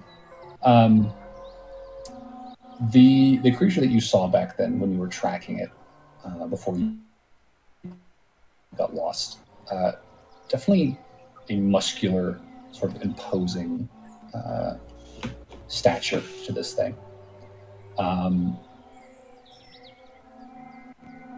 It cut a pretty striking silhouette through the trees as you tracked it. You know, on the handful of times you got a glimpse of it. I'd say with that 20, if you were sort of pooling Barnaby's description and Aloran's extrapolations from this sighting,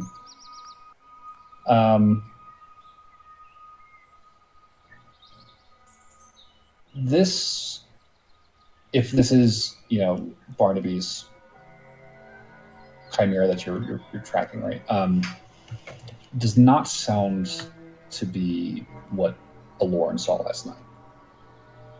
Okay. So I'm not opposed to going down to take this thing on, but like, I mean, we'd be helping the villagers, but it isn't why we are out here.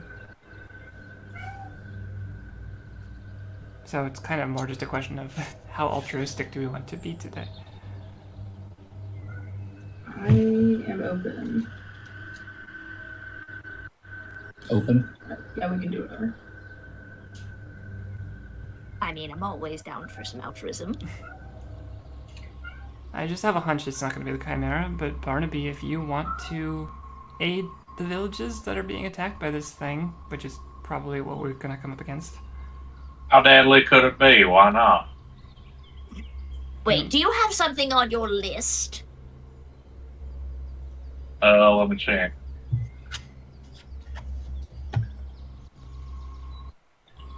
Let's see. Punch an alligator. Because if punch it's a not bear. on your list, it definitely should be. I mean, save a village from a dragon seems like a pretty slam dunk bucket list. Almost a pseudo dragon. Why? It's close. That hits the pseudo. You know, it's close enough to be adjacent, but Right. it's not like too. Same family. Distant cousins. Yes. Nope. Closest thing I got to that was touch, slap, punch, or kill a dinosaur. Bonus points if it's not a skeleton. All right, so Barnaby doesn't care, so let's just keep going. I already said I'm willing to fight it. I mean, we lose nothing by tracking it for a little bit. We're kind of ahead of schedule anyway. Let's see what we see. Okay. Worst thing it could be. Never say that. Never say that. Well, too late. I already said it. Say it again. Just for the future. What's the worst thing that could happen? There we go. It could rain. I don't mind rain. God damn. What, you don't like rain?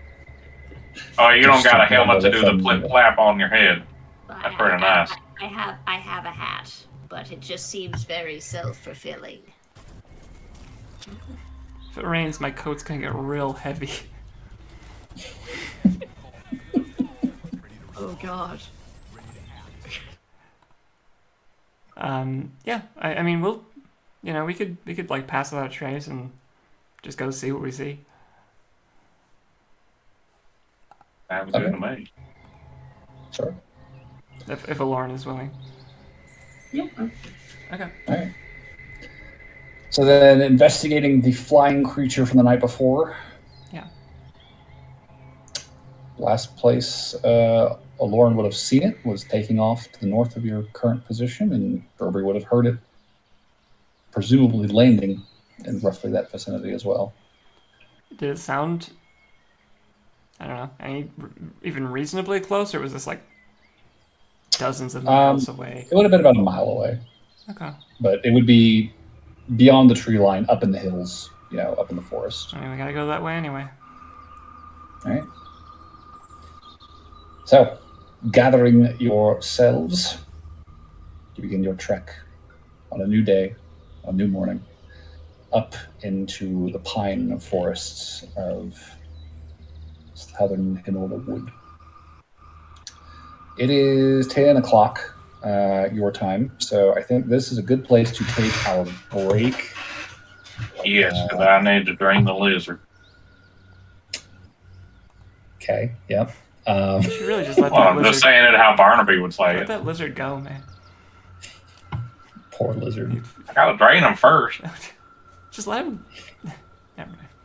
Just keep filling him up. But yeah, let's break and then be back in 10 and we can pick up from there. Okie doke.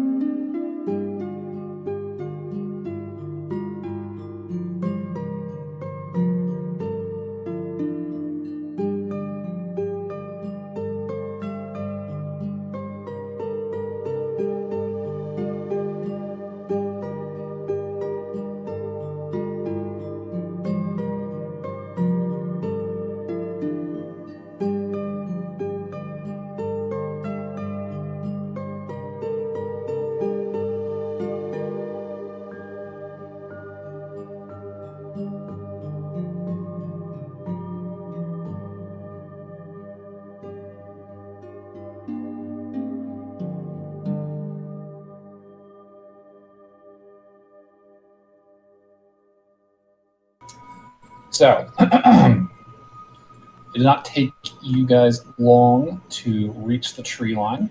As I said, it's about a quarter mile from the river. And stepping into it, you immediately feel a shift in the temperature. While it's not particularly bright and sunny outside right now, the trees are completely shadowed, and it is much cooler beneath them than it was out on the open grass. And as you're walking between them, you're having to sort of trudge through all of these long-standing embankments of snow and ice that have sort of pooled up as the weather's gotten colder. And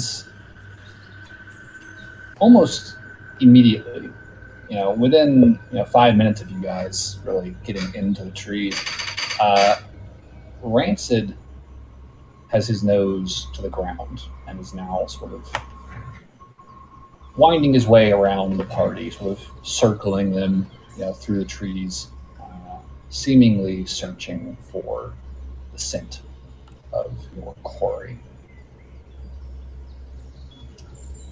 And here I thought he found some drugs. Not quite. You can definitely tell he seems to be drawn in a more sort of northeastern direction. You kind of see him veering a little further and further from the party. But Aloran and Burberry, you would both sort of recall hearing this noise kind of coming from almost like a due north direction, sort of towards either the top of the hill or behind it. So we are committing to this wyvern investigation for the time being, correct? That is the plan. Is that why? Yep. Well, gotta call Rancid back in, get him in line. He seems a little confused. He kind of cocks his head, just, grumbles at you. I give him rations. He'll make do with those for the time being. Just, horrible old man smacking noises. Yeah. And you guys will sort of climb this hill for probably about half an hour before you sort of reach the crest. And you find that you are not necessarily like climbing over the hill so much as you are sort of climbing up to sort of a table in the mountaintops. It's sort of like flattened, open sort of plateau sort of unfurls in front of you. Still, covered in pine trees, obviously. But rather than going down, you're now just sort of walking on level ground again. And I will say with the passive perceptions of the party, obviously, you guys are going to catch on pretty quickly after you sort of crest that ridge. There is a pretty sunny clearing up ahead. One that roughly sort of lines up with your memories of Watch the night before and this creature's emerging from the trees and returning. At present, you don't necessarily see any movement up ahead. There's sunlight, there's some rocks and grass, but at this distance, no greater detail can be seen as of yet. This seems like a good pass without a trace type of scenario. I had a feeling. I figured split the opportunity out there. So pass without a trace, Lauren. Yeah. Okay. Anything else, or do we just want to approach? I would like to do a solid protection from energy. Okay. On me, I would like to make myself a little less flammable. Okay. So for the next hour, you are resistant to fire damage, then? Yeah. Okay. Remember that is concentration. I do. Okay. So, stepping forward, Pass Without a Trace is up. You guys are moving carefully and quietly towards the clearing. And as you draw close, probably like 100 feet out, you can very clearly see that this clearing is not so much a meadow or a glade in the forest as much as it is almost like a trench that's been sort of bulldozed through the forest from above and below, it seems. There are toppled trees sort of lining it. Broken branches have sort of been peeled off of much of the canopy and sort of scattered throughout this area. And you can see that there is a pretty massive gouge in the earth, sort of pointing eastward, right? As something heavy, clearly impacted and slid, a good 30 to 40 feet across the forest floor, knocking over more trees and breaking more branches as it goes. A lot of debris scattered around here, a lot of overturned earth and broken stone. Actually, can I switch that protection of energy to John instead? Sure. Cool. You have protection from John? Protection from Everyone John's has protection. energy. I was hurt, Burberry. Very hurt. Make John fire resistant. John has fire resistance for I the will next hour. I will cast protection from John. Isn't that just invisibility paired with running? Something like that. But yeah. Suddenly John gives taken speech. A good half hour, 45 minutes from the camp, or from the tree line, I should say. So probably like an hour and a half from camp this morning, you would find this landing site. I take it we're not hearing any movement around the area of big things? At a glance, nothing necessarily comes to your ears. Well, you can't hear anything at a glance. You know what I mean? We will investigate further then. Okay. So, what do you want to do? Well, we can follow this trench a bit and explore the area around it. Okay, so up to it. Yeah.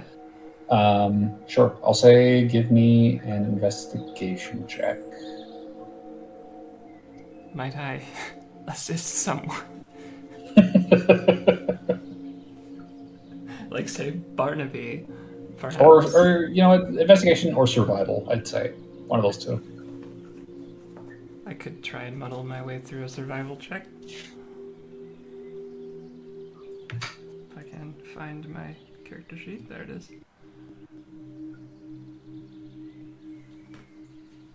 Oh, good roll. 21 total. Okay. So, approaching this trench, right? As I said, this sort of long, 30, 40-foot bore through the ground, as something lands hard and skids through the forest. You would pretty quickly pick up on, a number of, deep claw-like slashing gouge marks across both the ground and some of the nearby trees. Very deep. And despite the sort of haphazard nature of their placement, they're sort of wildly sort of thrown out all over the place. The slashes are pretty clean. Clearly done with very, very sharp claws. This thing, whatever it is, looks to be quadrupedal. And it looks to have 4 toes to a limb. The slashes reaching probably 2-3 inches deep at their deepest, in these trees. And was it a 23 you said? 21 total. 21. I'd say with that, I mean, you very clearly pick up on a trail, kind of leading past this this trench where this thing landed. You can see footprints, both in the ground as well as claw marks where this thing seems to have like gripped trees and pulled itself through the forest. I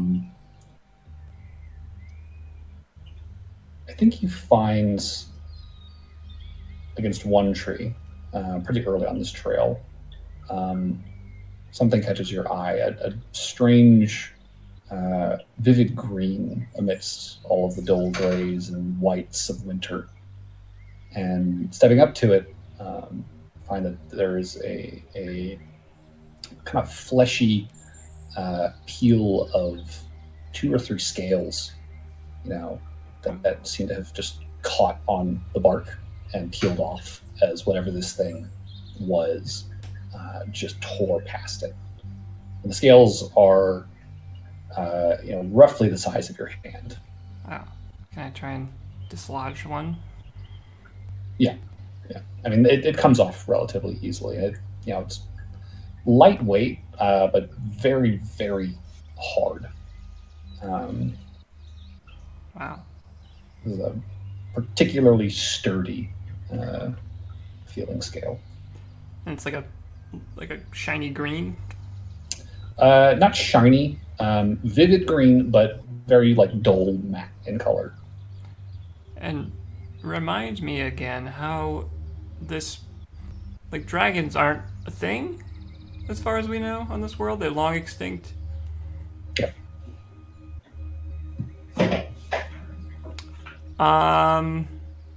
Long shot. Would anyone in the party know what a green dragon would have been capable of? Historically, documents noting what they would have done? Probably. Arcana or history check, either one. I mean, I was part of a religious sect for a while that basically just worshipped dragons, right? I thought you just borrowed the mask, but No, sure. I was giving it to a by a Were you guy. in it? I was Okay. giving it. I couldn't remember where you had settled on that. 17. 17? Okay. No. I was given it, and I kept it as like a souvenir. Like it was like the equivalent of hanging a mask in your room. And I was just like, fuck. Like, Got it. With a 17, I would say you would know, green dragons would be of the chromatic persuasion. Most folklore from most races across Varagos typically depicts chromatic dragons as not being the most personable of people, selfish and power hungry and relatively callous in their dealings. I'd say you don't necessarily recall a lot of intricacies about green dragon lore, but you would know that they're being green, that they would have favored forests as their primary dwelling place, something to camouflage themselves with while they hunt, and they would have had a very potent poisonous breath. Poison.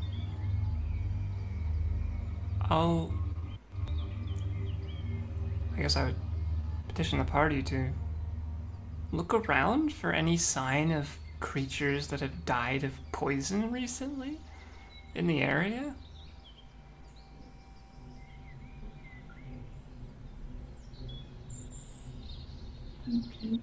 poison could be a thing you could do with the locate object spell. I don't know if it's quite. That's not like a vial.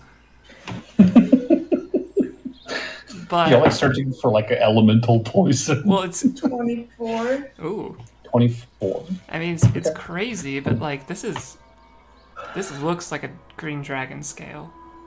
It really does. Do I have? I mean, I guess Burberry would probably know what a real dragon scale would look like more than anyone.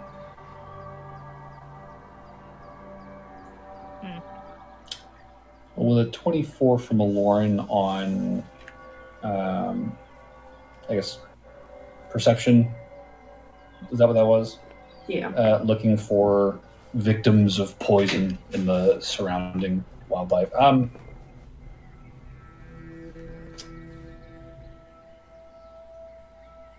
I'll say this. You are sort of searching the vicinity of this crash site for, any kind of creatures, and there's not much to be seen, really. This hilltop seems to have been vacated. There's maybe a handful of deer tracks and some snow that you find.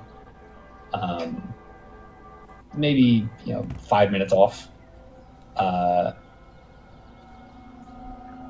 and you estimate they probably passed that way last night, but it does not look like they stuck around. I will say that on a 24, you do not find any evidence of poisoning in this area, but you would find, along the trail, kind of leading away from this crash site, scorch marks.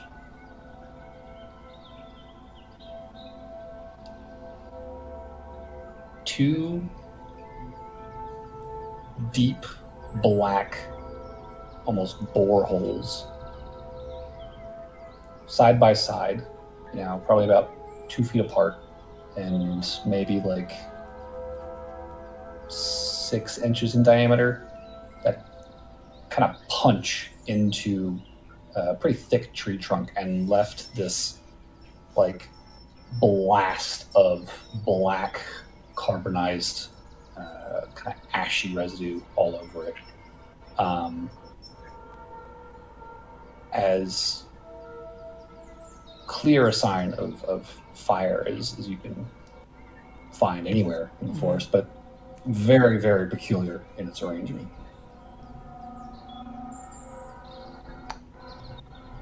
Well, this is confusing.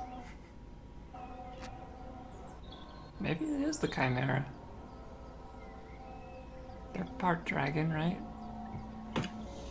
Well, that would explain the fire. Well, we can keep looking while we have passed that trace. Follow the trail a bit. I assume we didn't hear anything take off again while we were coming up here. You have not heard anything take off recently, no? It was pretty noticeable when it happened last night. Yeah, it was loud, and there was, a whole bunch of breaking branches and toppled trees happening as it did. Is there more trail to follow, or is it just the site and then there's nothing around that? No, there. You, with your survival check, you would have found like footprints and gouge marks, and Okay. like a very clear trail as this thing looked like it was like pulling, like half charging, sort of in between the trees, like weaving violently, and like half like holding itself, like it's almost swimming through the trees, just like gouging into them with its claws. Damn.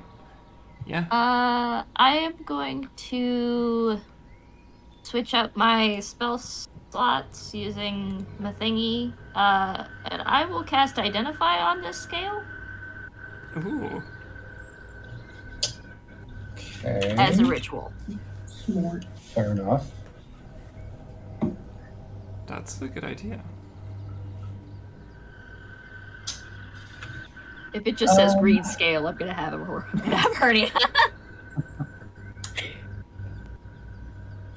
I mean, that's what it looks like to me when I identify it. With Identify,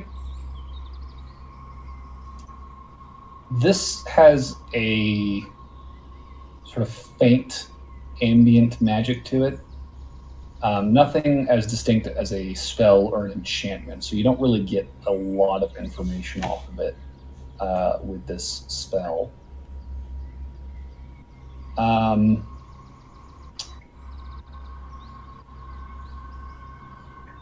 Give me an Arcana check.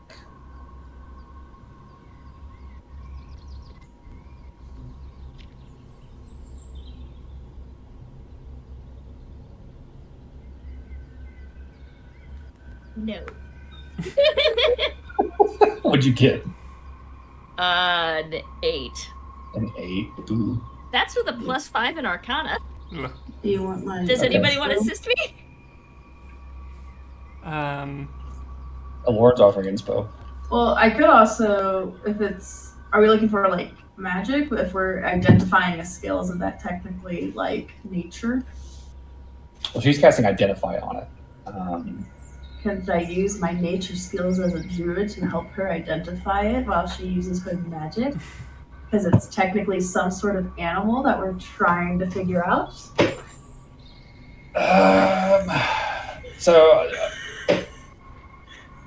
Okay.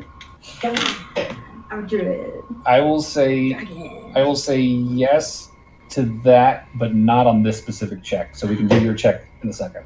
Does anybody want to help me with an Arcana check? So this is Burberry's Arcana check to make sense of what he's picking up from the Identify spell, because again, it's not a discrete spell or enchantment you're getting. It's just you're kind of trying to interpret the ambient magic coming off of this thing. I don't have nothing for Arcana, but I'll be like, I can turn into animals. I'll So- help you. I have a +2. 8, Burberry. Huh? Yeah, an 8. 8. Okay. So with an 8, I will say, over the course of your studies with the Conclave, you probably did, at some point, engage with draconic artifacts and remains, and dragons are replete with magic. It's sort of innate to their being, and there is something distinctly draconic about these scales. But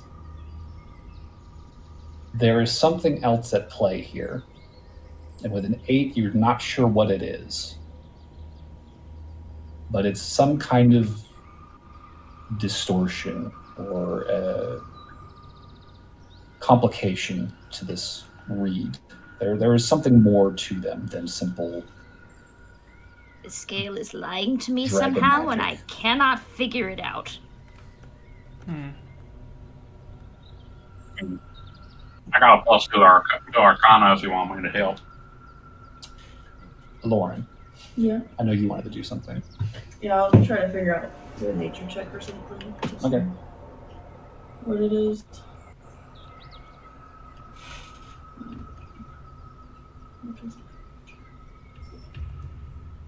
And it's out of curiosity, I did do the double roll and I rolled a 3 again, so it really wouldn't have made any difference.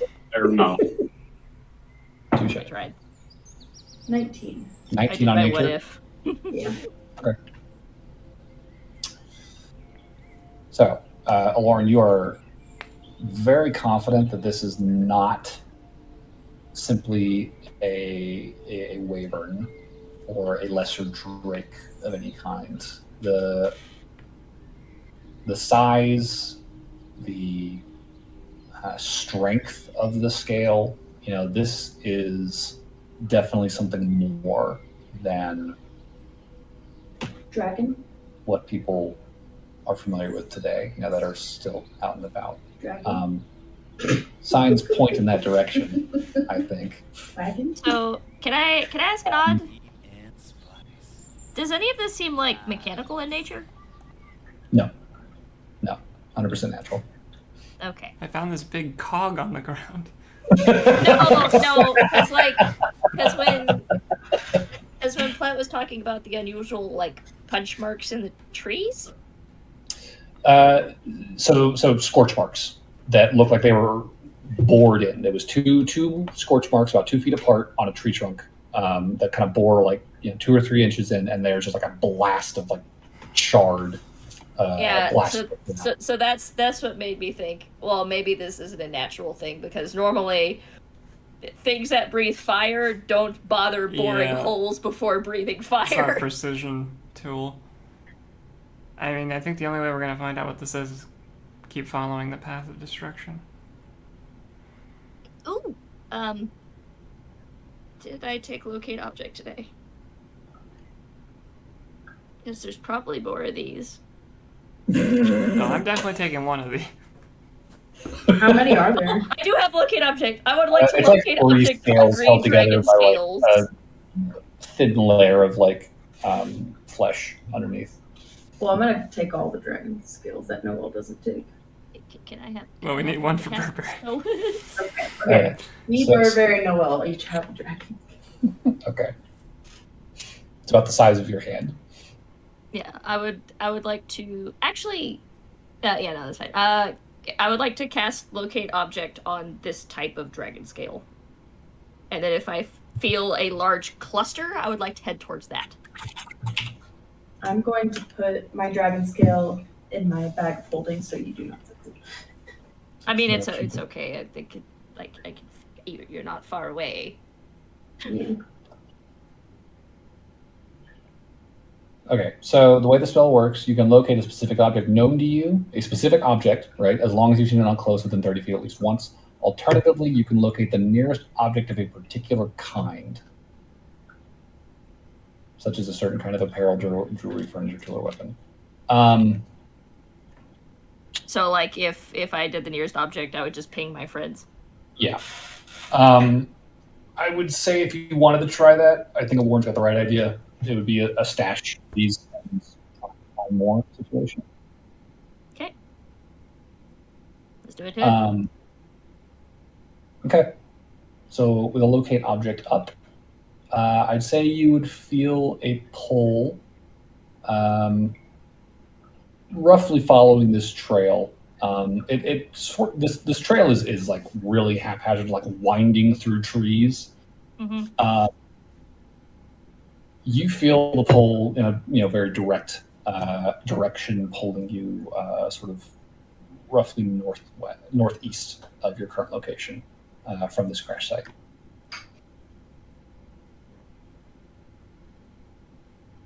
It does not feel like it is moving. Okay. So does that mean it's within 1,000 feet? Well, it might not be attached to anything. Oh, that's true. Could also just be another discarded one. All right, I think we just have to keep going. And... I'll keep the spell up, just because if it does like. Oh, Burberry, heads up! Remember, if you cast this one, you're dropping. I know. Energy. Okay. I knew it when I did it. All right, just letting you know. Thank you. So, look at objects up, and. All right, John, you're no longer fire resistant. No, I was just saying, would be a great spell or like ability. It's to pass concentration. That's what I mean. There's no pass, but Warcaster lets you have advantage. Yeah, Warcaster's the best one for that. No, I mean like being able to pass concentration to another character. Oh, it's kind of a cool like magic. they can you cough up the spell and hand it to someone else. Like, here, hold this for me. I have to exactly like. I feel like there would have to be a limit on that because otherwise it'd end up being a little OP. So I know there's a technical way to do it, which is the Chrono Wizard. There's an ability at 10th level where you can create turn a spell into like a time bead, and then the person that uses the time bead is the one that concentrates on it. Yeah, that's a high level, very strong fucking thing. Yeah, no, because if you could just do it, people would pass around concentration like fucking hot potato. Oh, everybody would be having a buff up. Fighters first. They got con. So, following the pull of your spell, you walk about 500 feet, and you find another couple of scales that have been sort of pulled off as this thing passed by another tree that are just kind of like wedged up against the trunk and one of the broken stumps of branch. Called it. Yeah. Onward. And following this trail, I will say it's maybe a quarter mile before you feel the ground start to very gently kind of slope downwards, right? And while the trees are pretty tall, in the distance up ahead, you can see that the ground does seem to drop enough that there comes a point where you can kind of see the tops of trees at eye level, right? About another quarter mile ahead. And beyond that, there is another rise in the landscape as you're sort of walking down into sort of like this dell, right? This depression in the hills that are sort of surrounded by elevated land on all sides. Kind of standing at the lip of it, and the trail is kind of leading down into it. Keep going. Keep carrying on. You are definitely seeing more and more signs of this thing's passage as it continues. Until after probably 15 minutes since you've left the crash site. At this point, Locate Object would have winked out, but I mean, you're picking up scales as you go. You know, every time you stash one in the bag, the next one pings. Oh, that's cool. I thought it was going to be like, yep, the thing you located's gone forever. Well, I just not be a huge dick about it right now. You guys probably pick up like a dozen of these green scales over the course of this walk, and after about 15 minutes, I think you'll probably notice a pretty distinct shift in the trail as things start to calm down a little bit. The gouges seem to be getting shallower and less frequent. The breakage in between the branches, the toppled trees have completely stopped. You really only see like a couple of trees here and there that are like leaning almost. You can see the roots kind of pushed up out of the ground, but the tree is still mostly upright. Hello, Bubba. Seems as though this thing was slowing down as it reached this point. And you guys are now sort of on a very gentle grade downward slope, kind of walking down into this dell in the hills.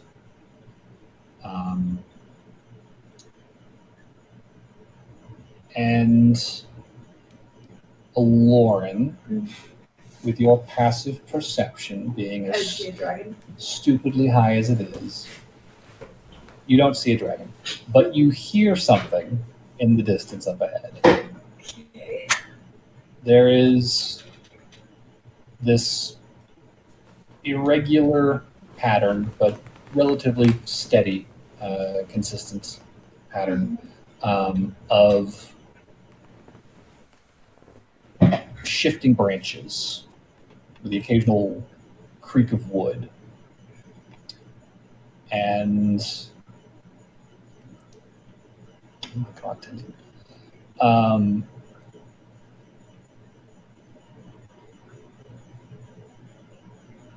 At the same time, I think that you also notice that Rancid, your animal companion, has definitely begun to hang further and further back from you guys the further you go. You're definitely the first to notice it with your passive. He seems very trepidatious about continuing forward. You get the sense that whatever it is close. Very close. Pass without a trace, y'all. Yeah. So stealth checks, if you don't mind, everyone. I will give Pass. Barnaby bardic inspiration. Oh, wait. Yeah. So is that a D4 extra on pretty much every roll? You get a D8 for one check. It's been about 45 minutes since you guys casted. 28. 28. Okay. Do you see Tenzin, Charlie? Aw. Look at him. God, I got a good one. 21 total. 1. Loki, the beholder pumpkin is staring at me right now, and it's kind of creeping me out. 23. And 3. You said we do have pass without a trace on? Yes. Or no? All right, so that's 25. Nice. 5. John?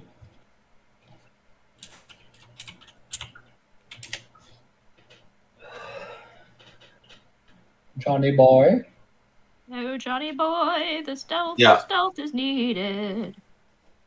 Stealth check, por favor. We'll pass. Ruling now. All right.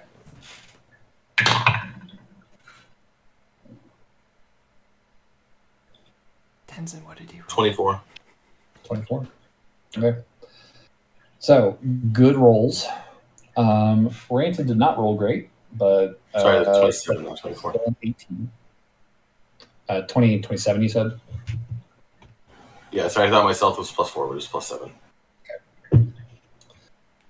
So, with all of your 20-plus checks, creeping forward without a sound. And before long, you hear up ahead sounds of something very large taking these deep, gulping breaths between massive bites of something wet and fleshy. This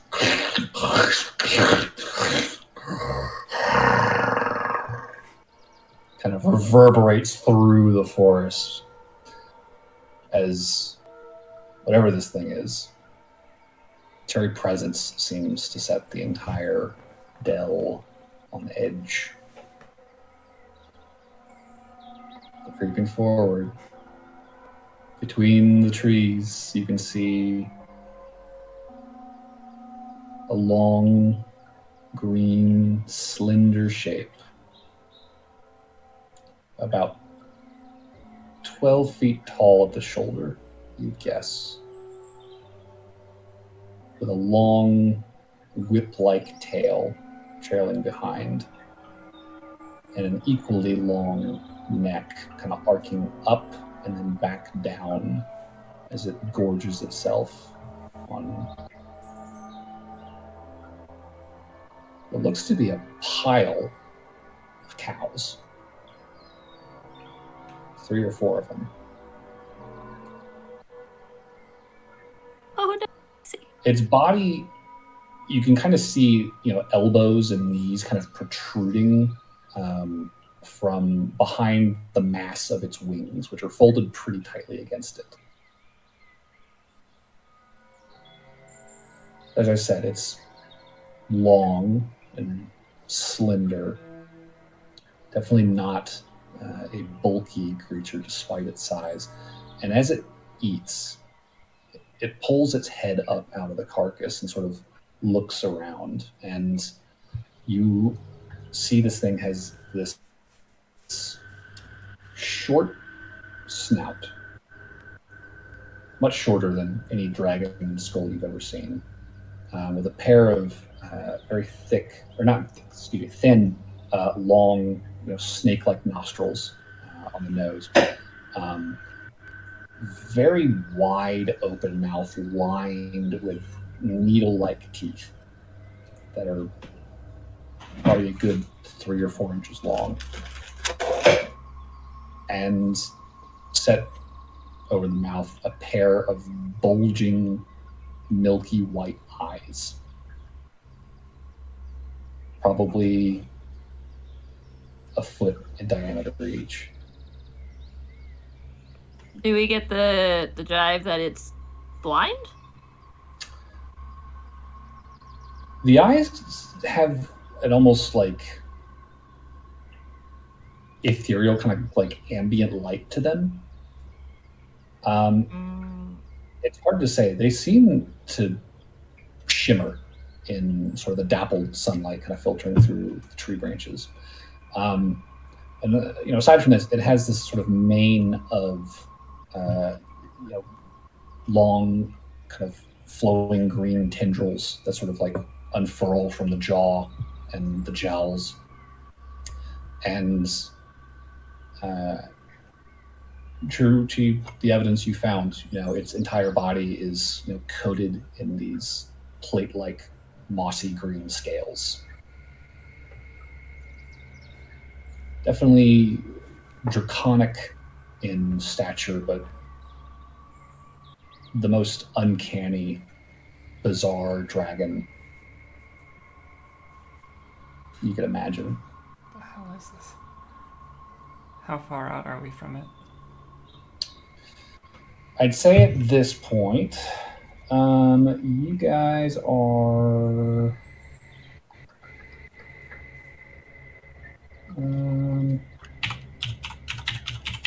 I'll fucking roll for it. Distance.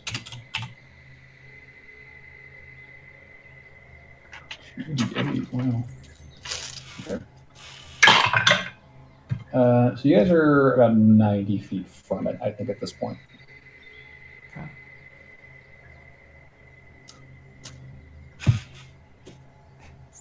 Is that a dragon, Barberry? No. What is? What? That's like the.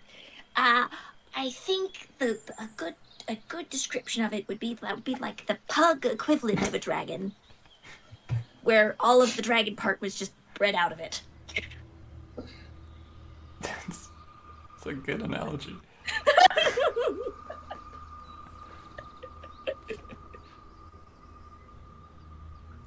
Well, we're here to be altruistic. It's a dragon the same way that those are bears. What are The bears on Renascence. Oh, so it is a dragon?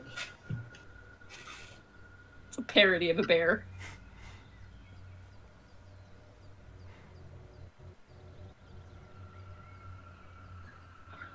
I'll look over to Barnaby. Barnaby's cocking his gun. I'm good. And you see the creature's head whip up, like, starts Just looking get around. a shield of faith, Noel, real quick. Is this a three-headed one? One head. One head.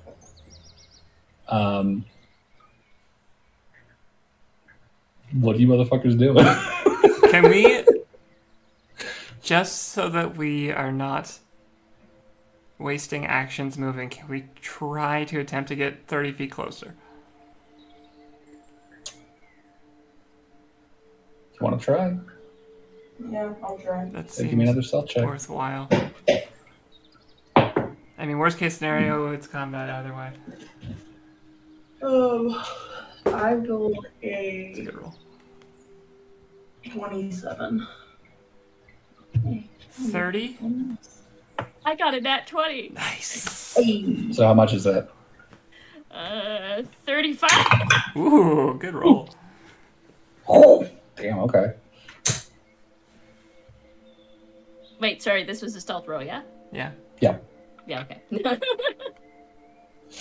think I'm good. I practically melted into stone, but I didn't actually melt into stone. 30 in total. Okay. Sweet. John.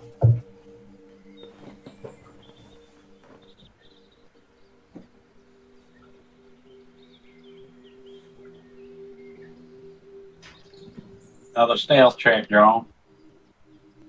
Yep, rolling now. Some good fucking rolls. 28. Nice. 28. Very nice. So, as you guys creep closer, silent as the grave, benefiting from this pass without a trace, the creature, initially seeming as though it may have reacted to the cocking of a gun, returns to its meal, continues to eat, until you hear behind you. The Rancid. heads turn around and you see Rancid frozen in place, one paw outstretched, fear in his eyes. And at the same time, you see the dragon's head whip up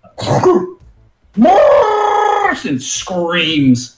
And I'm going to need everyone to roll initiative for me. Are we doing the D4 again? Yes. I will never have good initiative. Damn. 22. D4, please. 4. Right. 6. Brain. What are these? I'll remember. 6. 6 is literally the highest I can ever roll. Is that like terrible or No, 6 is good. 7. bad? So 7 on Barnaby, 6 on Lauren, Noel, and John. 6 on Burberry, which is funny enough the worst I can roll. That's also the worst I can roll. Wow, the highest I can roll.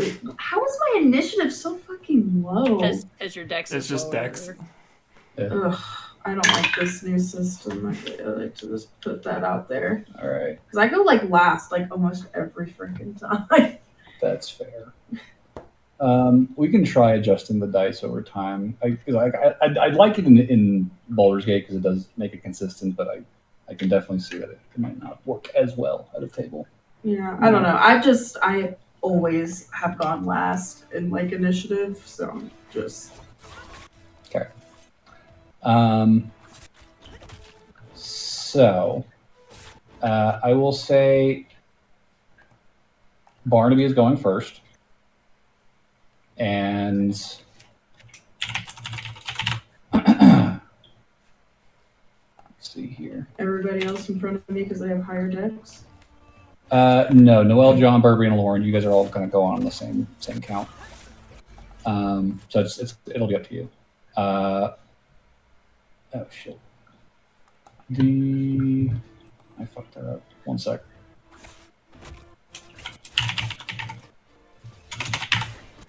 Okay.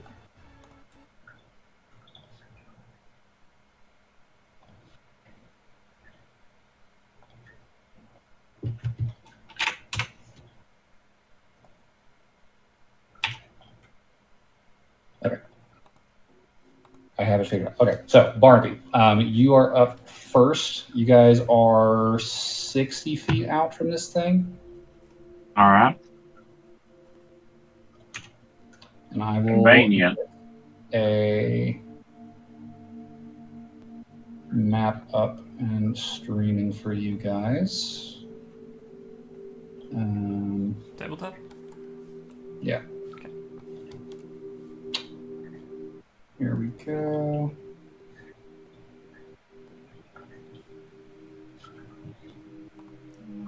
Where's Steam?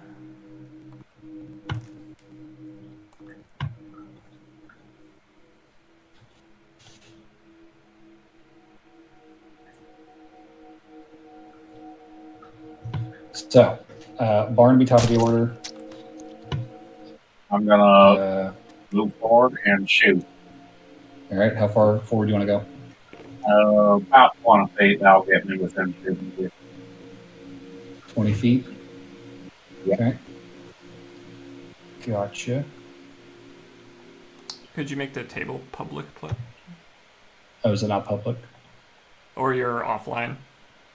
That might be it.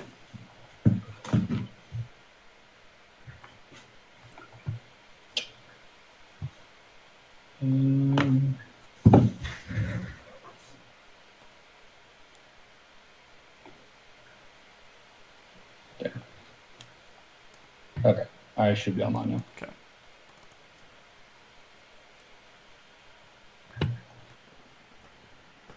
There we go. Yep. Sorry. So about 20 feet forward. What the fuck is this thing?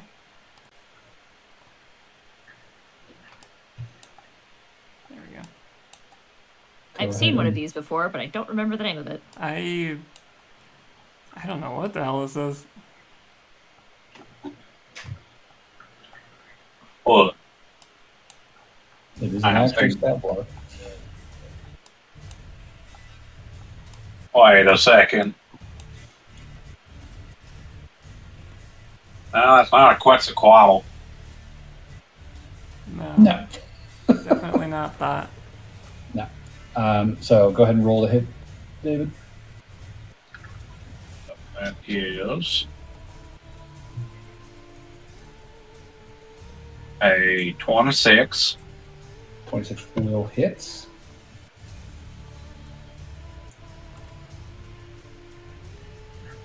And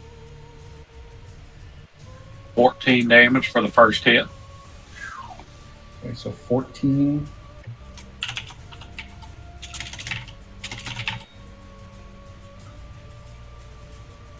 And then an 18 to hit for the second attack. 18 will hit. And that is 16 damage. 16. So 30 damage in total. Sounds about right. Okay. Big damage from Barnaby. So 2 gunshots ring out across the clearing as Barnaby steps out into the open, piercing this thing's hide, and it lets out this garbled, burbling scream, and just thrashes about, bashing its wings. Anything else on your turn, Barnaby? I think that's all I got. Okay. That'll take us to the rest of the party. We all rolled the same initiative. Yeah. So who wants to do what? I feel like I should go last, so someone else go. I will do the guiding bolt. Okay. So, that is a 25. That'll hit. And then the next attack on it has advantage. Okay.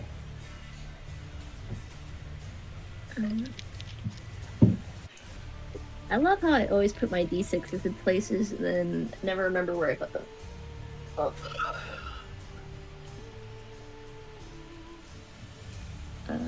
Okay, not the best roll, but it'll do.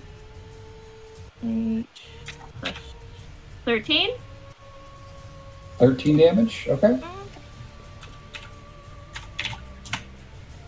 Good damage. Who else has something they want to do? Can I get 30 feet next to the target?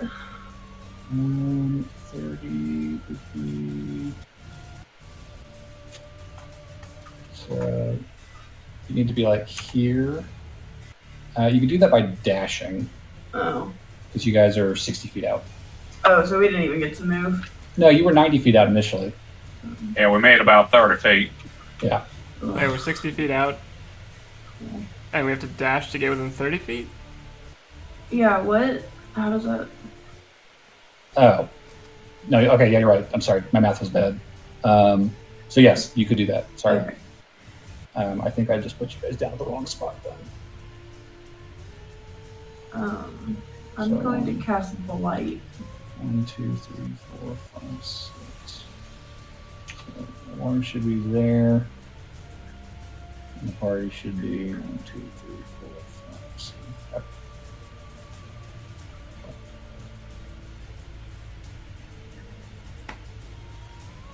Okay. So Blight. Yeah. Okay. So it needs to make what kind of saving throw?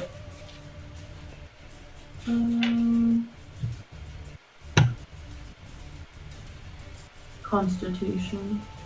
Okay.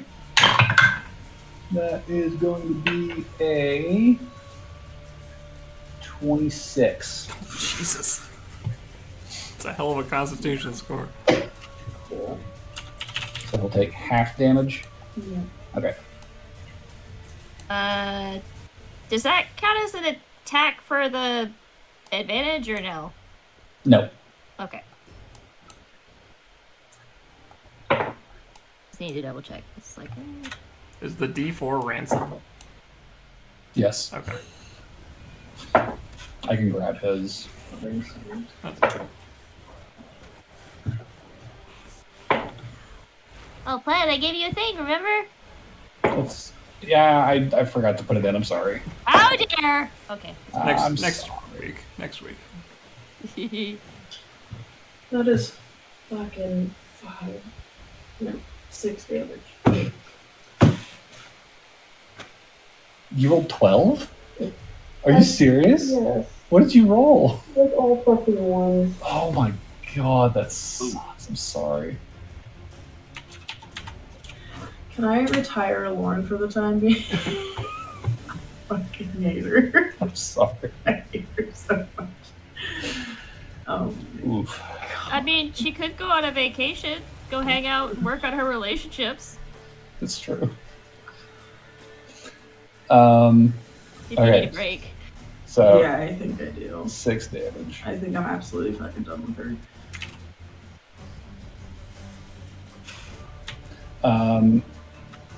So that leaves John and Noel.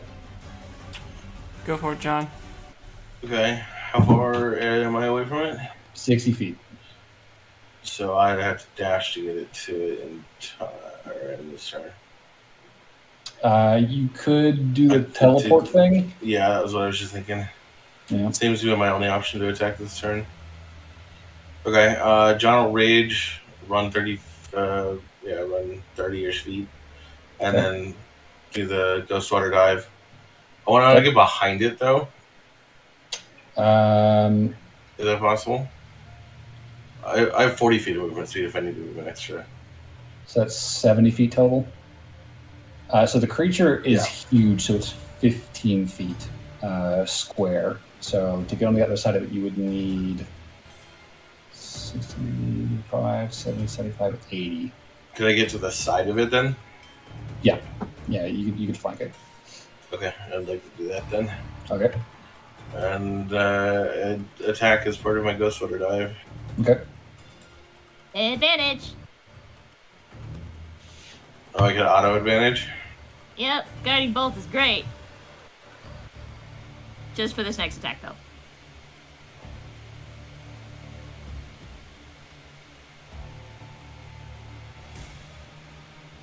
Uh, 15 plus 7, so 22. 15 plus 7, 22. They hit. Yeah, that'll hit.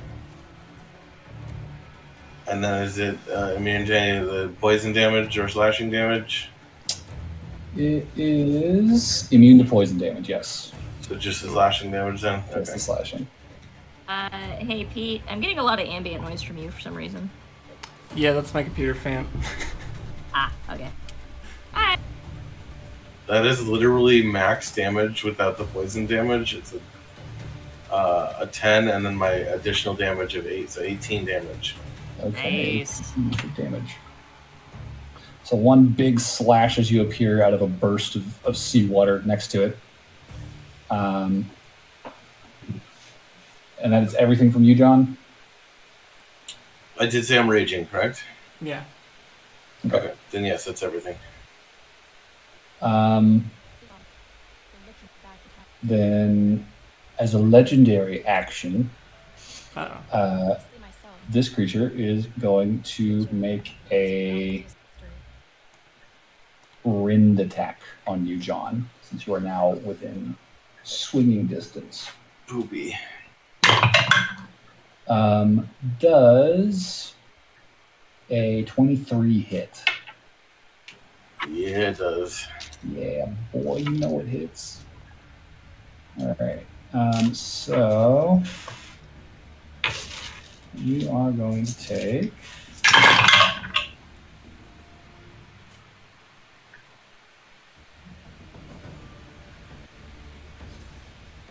35 slashing damage as this thing's razor sharp claws will rake across your chest. So 35 half would be 17.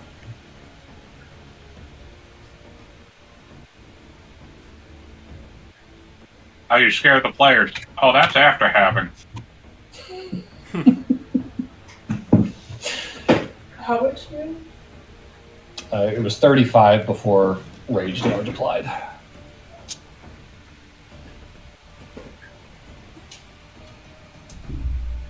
All right. Noel, it is your turn.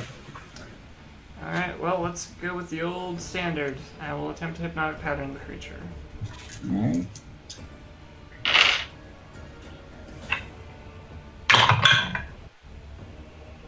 Cool. So, wisdom save? That is a wisdom save.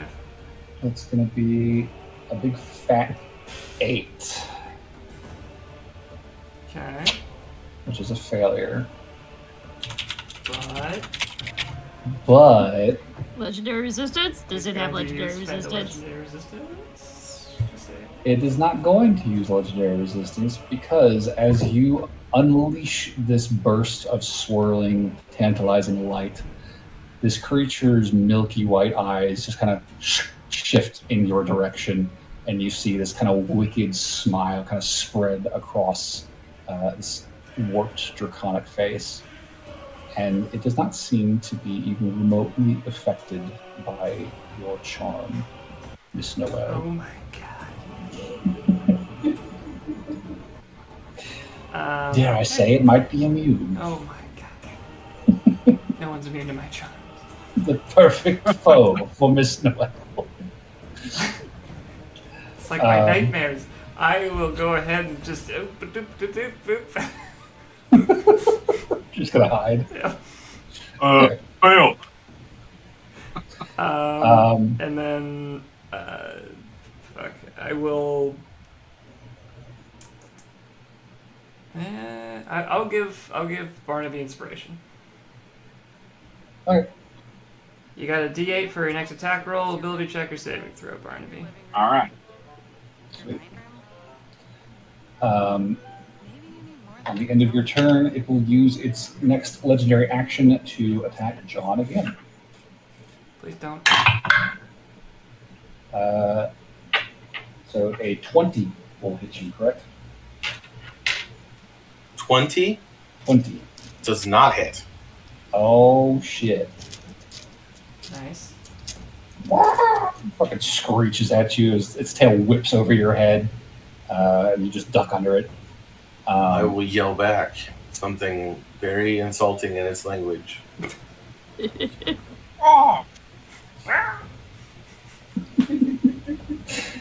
And he eats you.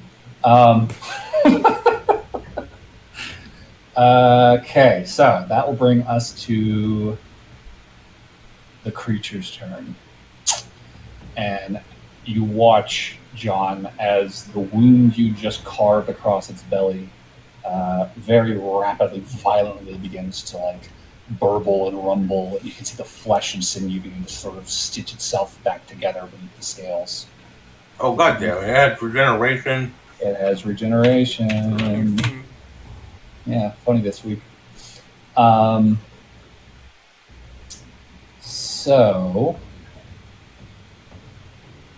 as it continues to sort of hiss and burble to itself, it is going to look over towards the party that has lined itself up very nicely for it. And you watch as those milky white eyes begin to very rapidly glow like red hot and begin to smoke. And two massive beams of fire shoot out through the forest towards Cyclops. the four of you. So I need everyone except for John to make a dexterity saving throw. That's what I get for very briefly entertaining the. I'm good at those. Actually, wait, he could just fucking circle you, John. Just all right, John, you roll 2. 16. What was it? Dexterity save, please. 25. All right, sorry. Okay. 17. So that is a failure from Burberry. 14. 17 is a failure? Jesus. Oh god. Failure from the Lauren. What was the save again? Dexterity. I would like to use my inspo for that because I don't like that. I don't like that. 23 from John. Okay, success. Barnaby. I'm using my inspiration. I All right. fail. Remember, you have bardic inspiration too. I'll use that on my inspiration. Also, roll fun then. fact, because it's never come up, but as my features work, if you roll your bardic inspiration die and you still fail, you get to keep it. Oh, that's nice. It's never come up. really? Yeah, Holy that's one of the shit. features. All right. Well, it's a good thing that I used it because that turned a 8 plus 5 into a 15 plus 5. So 20. So 20. Okay. Success.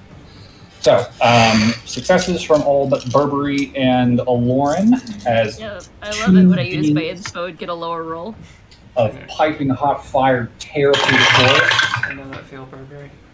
Oh dear God, that was a lot of dice. I like dice. Like rolling dice. That's going to be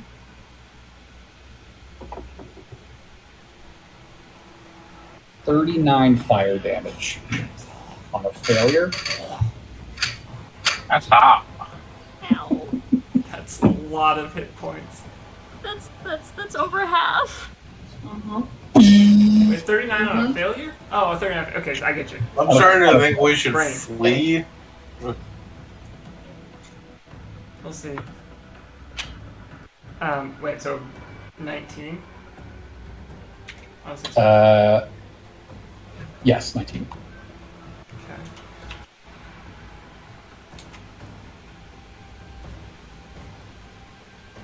And it just kind of beats its wings in pride as it just nails the party in this beautiful line and screeches again, bellowing into the sky. That's going to take us to good old Rancid. He's gonna fucking Save us, Rancid. Rancid is going to very shakily let out a baleful baying. Ooh! And try to scare this thing. I hope it uses its legendary resistance on this, because that would be amazing. That's a nat one. Fuck. All right. Yeah.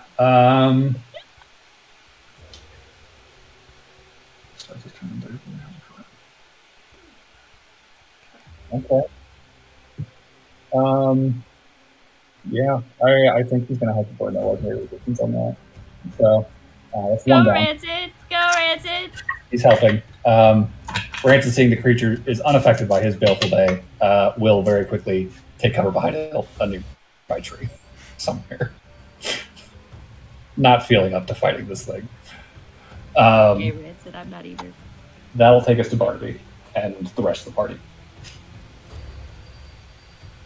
All right. Well, I feel like I should probably come up and help John a bit, so I'm going to get up a bit closer, about 30 feet closer. Okay. And then I'm going to shoot it.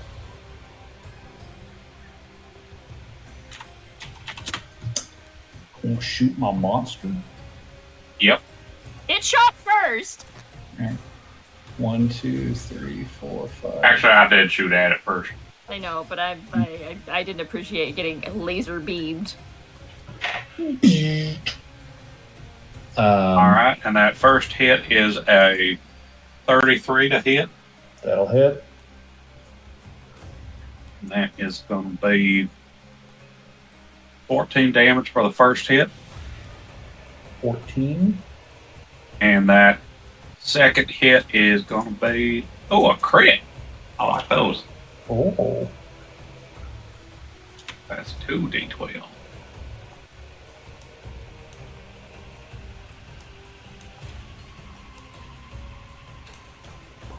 That is going to be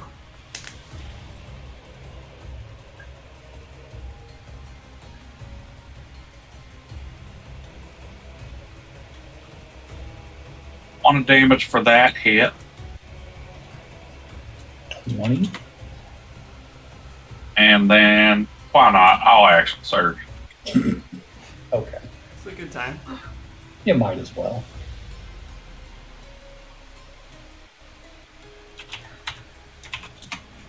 Let's see, that is a 1-8 to hit. 28 will hit. 16 damage. Okay. Oh, it's 19 short. That is 33 to hit. That'll hit. And then 17 damage. 17 damage. Good. Good damage. It's not looking great. Does not seem like it appreciates the amount of fucking hurt you're putting on it. Just a fucking hail of gunfire tearing through its body. It's flapping its wings, bellowing, screeching. I can do that too. Anything else on your turn? I think I am going to move. I think I'm going to move Bark probably closer to Noelle and Burberry. Okay. That's about it. Then that'll take us to the rest of the party. Who wants to go next? Noelle, you might want to find cover. I'm about to drop that thing from you. Drop what thing? Wait. The base. No, I was just about to say that. Yeah, shield of faith is concentration, so I'm about to drop it off of you. Shield of base. Okay. What do you do? What? I'm gonna do protection from energy on Barnaby. Oh wait, that's touch. Fuck. Is there anything that I can hide behind here, Barnaby? There's tons of trees all over the place. If you want to take cover. Noelle was gonna pitch. Burberry, would you like 157 points of healing? What the fuck? I'm sorry. How? How? I have so many questions. Well, we tested it once. Polymorph. Oh!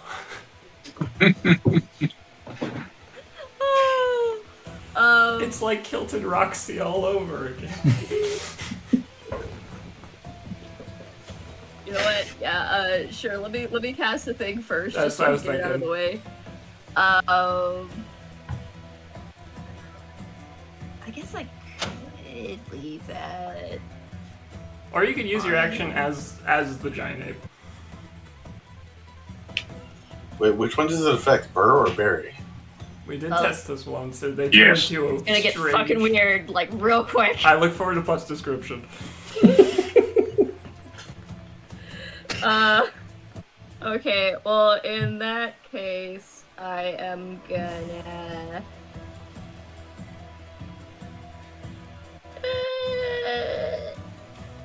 You know what? Yeah, okay, so I'm gonna run... Is polymorph touch, or can you do it from a distance?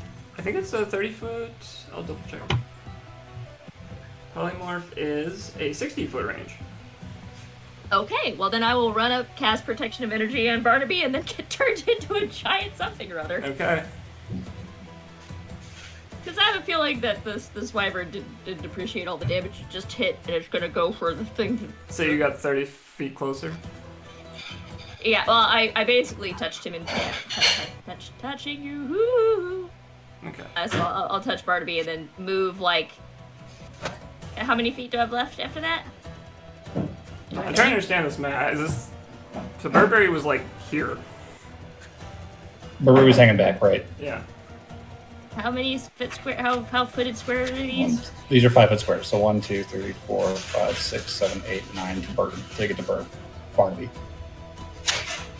Because he ran ahead to help John. Oh, he did move on his turn. Oh, okay, so it's I'm not gonna. I can't run up and do the thing because that would take me a full run. Okay, well then I'll get as close as I can, and not stand right next to people. So like I'll go 2 squares below Lauren. Okay, so right here. Let's. But no, I don't need to run through. Okay, I was like, I don't need to run through. You can get like here. Right. And I'll go ahead and guiding bolt the Durgan again. Okay. Guiding bolt the Durgan. 20... 30. That'll hit.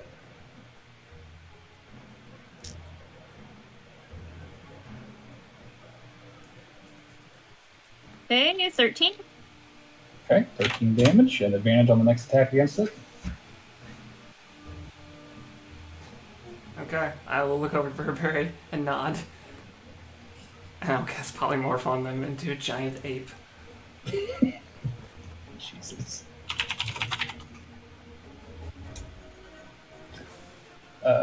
Abomination? Let's be an abomination! So that's got to be another huge creature. And it is Kilted Roxy all over again. It really is. This was our fucking game plan last campaign. Well, no, but to be fair, we didn't do that until like the very end. That's true, that was a late game thing. So, Aloran, Burberry turns into a giant monkey right next to you. Is Throw there the lower at the creature. is there a tree off to my this way I could go? Yeah, there's definitely trees fucking all over the place. Okay. Fucking. Sure, I will I thought just it was winter. They don't usually fucking. I'll do a little bit of I can get over to this side of it. Well, that puts me in line. I'll be over on this side. That doesn't.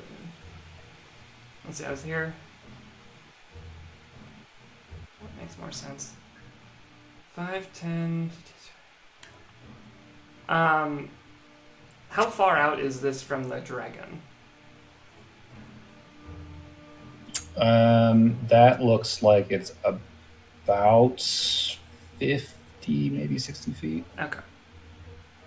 I will just call that good, and then I'm going to give. I'll hold on. I don't want to run out of bardic inspiration right away. Yeah, I'll call that my turn. Okay. As a legendary action, this guy is going to rend John again. So John on a 25 to hit. You are going to take more good damage. 30 slashing damage.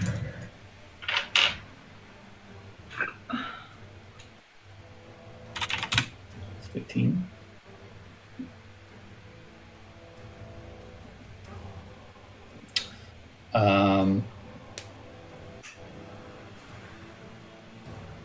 And then we still have to do John and Aloran's turn. So whoever wants to go next.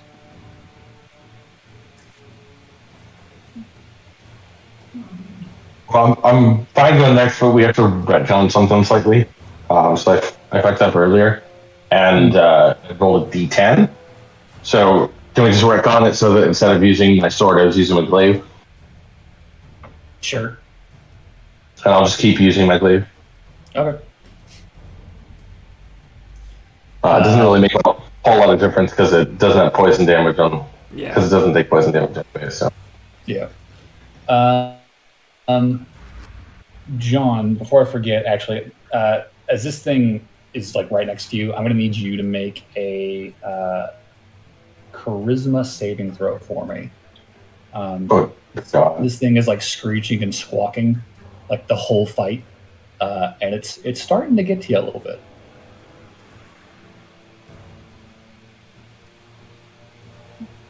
Charisma saving throw. Yes.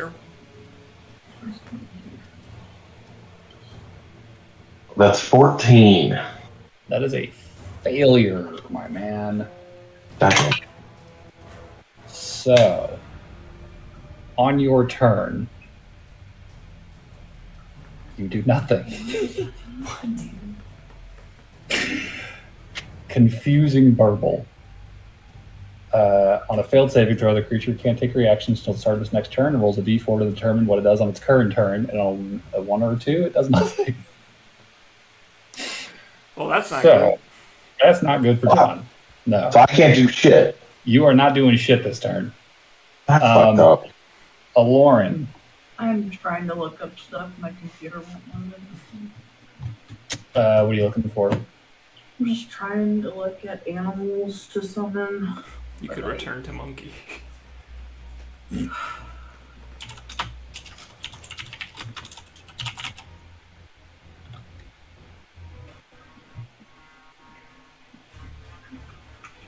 For conjure animals? Yeah. Are you wanting to do CR2, CR1, 1/2? And I'll just do blight again. Blight. Okay. This is my computer right now. It is like you're not saying. Yeah, it's so fucked. Yeah, that's frozen. All right, so con save. He is going to succeed. So go ahead and use some damage. Look at 7.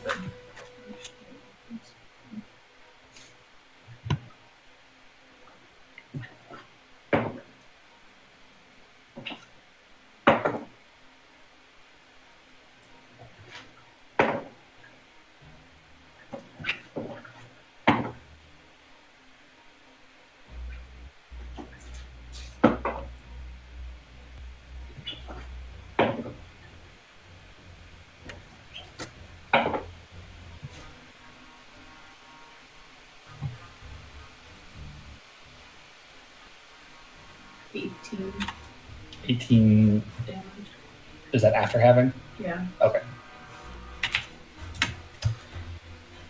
Okay. So another blight spell, another burst of necrotic energy withering the scales in this creature.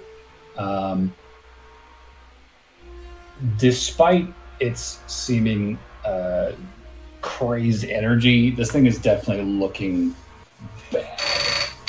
He is not in great shape right now. His last legendary action, he's going to tail whip John. That is going to be a 21 to hit.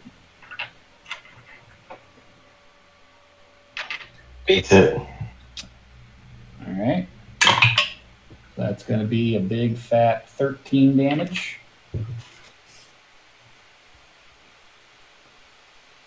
So 7 from rage. Or 6 from rage, excuse me. And on his turn. Okay.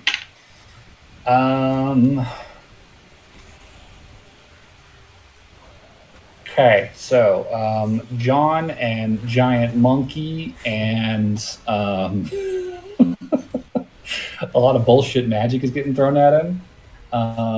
He's not in great shape, and I think he is going to start bailing. So he is going to take the dash action and begin flying away from John, just kind of crashing through the trees. Don't we get a attack of opportunity? You cannot take reactions from Still? Creature can't take a reaction until the start of its next turn. Yes. Yeah. So he is going to start fucking bailing because he does not like what's happening right now. That's going to be... Yeah, he's just fucking whoosh, rushing this way. So flying probably 30 feet off the ground, just trying to get away from you guys because this is bad. Wow. Top of the order. You guys are all moving as a group. What do you guys want to do? I'm gonna turn into a quazzlewaddle and fly after it. Okay. Barnaby has his. Do you still have any fly in your boots, Barnaby? Oh yeah. You can fly up and shoot at it. It still has guiding bolts on it, so you still have advantage on attacks against it. You've got 8 feet of fly speed. Shit. I have a javelin. I can still chuck at it. I have 30 feet of fly speed. Yeah. Okay. So 1, 2, 3, 4, 5, 6, 7, 8, 9, 10. That's 50, 60, 70, 80. I mean, yeah, you are faster than this thing, Alorn, as a Quetzal. If you dash will catch up to it. Flying, just the move speed is you're going to be like 10 feet straight. Oh, you can start closing that. Okay. You're getting muffled, Flip. Hello? Adjust the mic. There we go.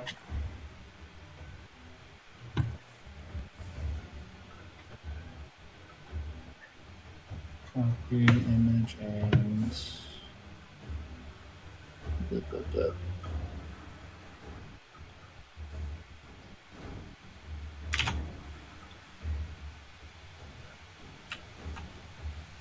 So, King Kong and what is it? Fucking... David, what's the fucking pterodactyl Godzilla monster? You talking about Rodan? Yeah. So King Kong and Rodan are chasing this fucking pug dragon thing through the fucking forest. So Lauren's chasing it. I'm gonna fly after it. Dash to catch up to it. I'm gonna. Can I check a ruck at it? Giant monkey. I have a rock ranged weapon attack. He does. Check the tree I'm hiding behind.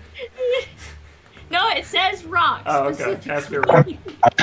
I have javelins with 120 foot range, and since I guiding bolts there, I have no disadvantage. I will say, John, if you want to do something really, really stupid, you could run over to me. I'm up for it. I could get us both onto its back. I'm down. I haven't used my action surge yet, so if you can get me in melee range, I can do a shitload of damage. I can get both of us in melee range. I'm down.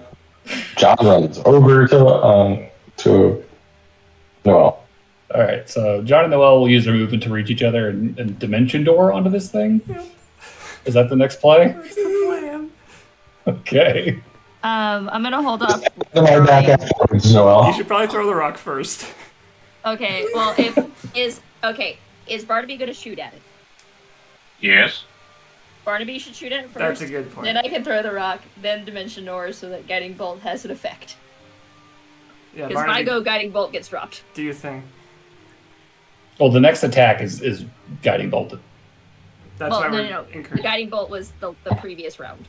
This is the next round. But everybody used either direct attacks or hard saving throws, or so if Barnaby goes before whoever makes the next attack benefits from the guiding yes. bolt. Yes. But it can't be me. That's the important thing. Got it. So Barnaby, because he's got great damage out of it. Yes. I fly and I shoot.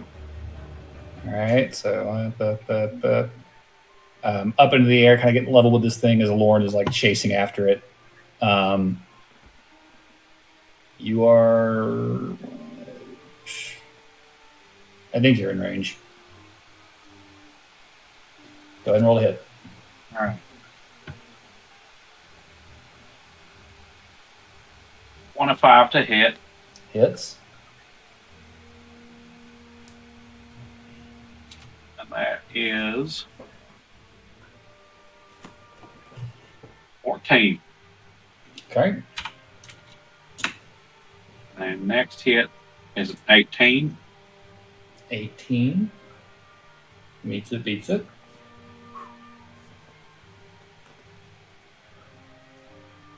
And that is not as good. That is 10 damage total. Okay.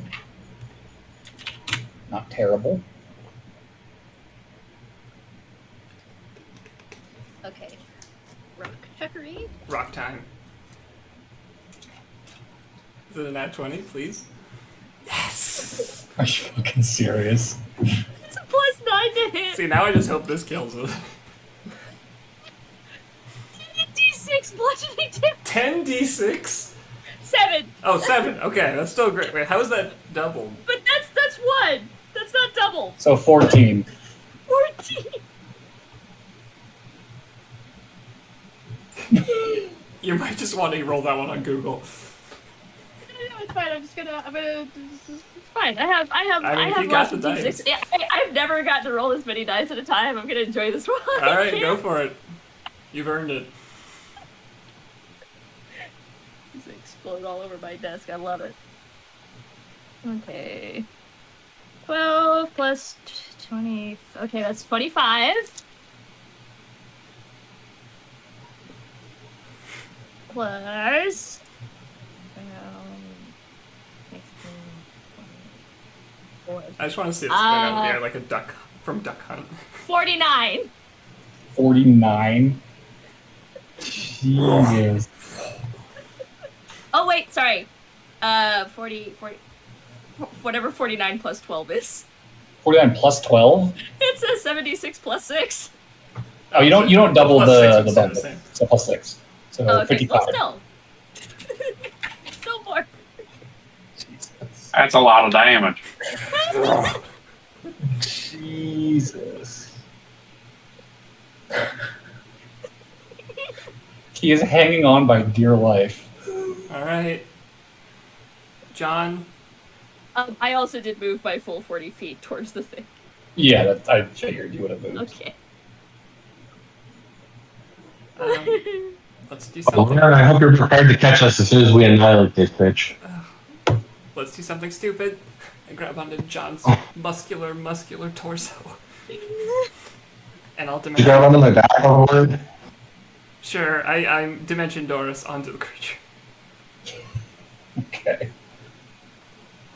Sure, nothing can possibly go wrong. Hold on. Can we just like land like halberd down? I mean, roll to hit. Okay.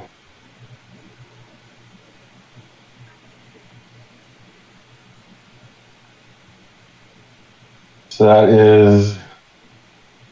Oh shit! I don't know if this is gonna hit. It's 18 to hit. Meets it. Oh, thank God. Ooh. Dear God, I was fucking worried. Okay, so 18 to hit, and that is a 1d10 plus. So that is 11 damage on the first hit. Mm-hmm. Okay. Right.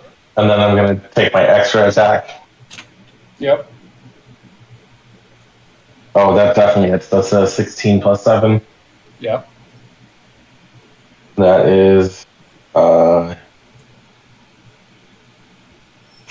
damage. 14. Yeah.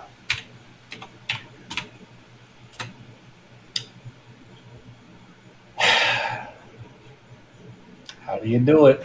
Yay! I guess I'm going to cleave off one of its wings. Okay.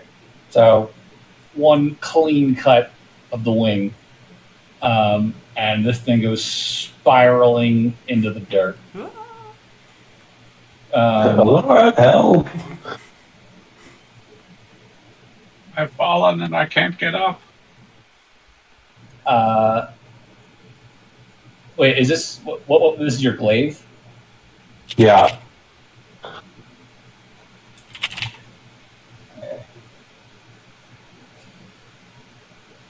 Why? Okay. Uh-oh. Yeah. No, he's dead.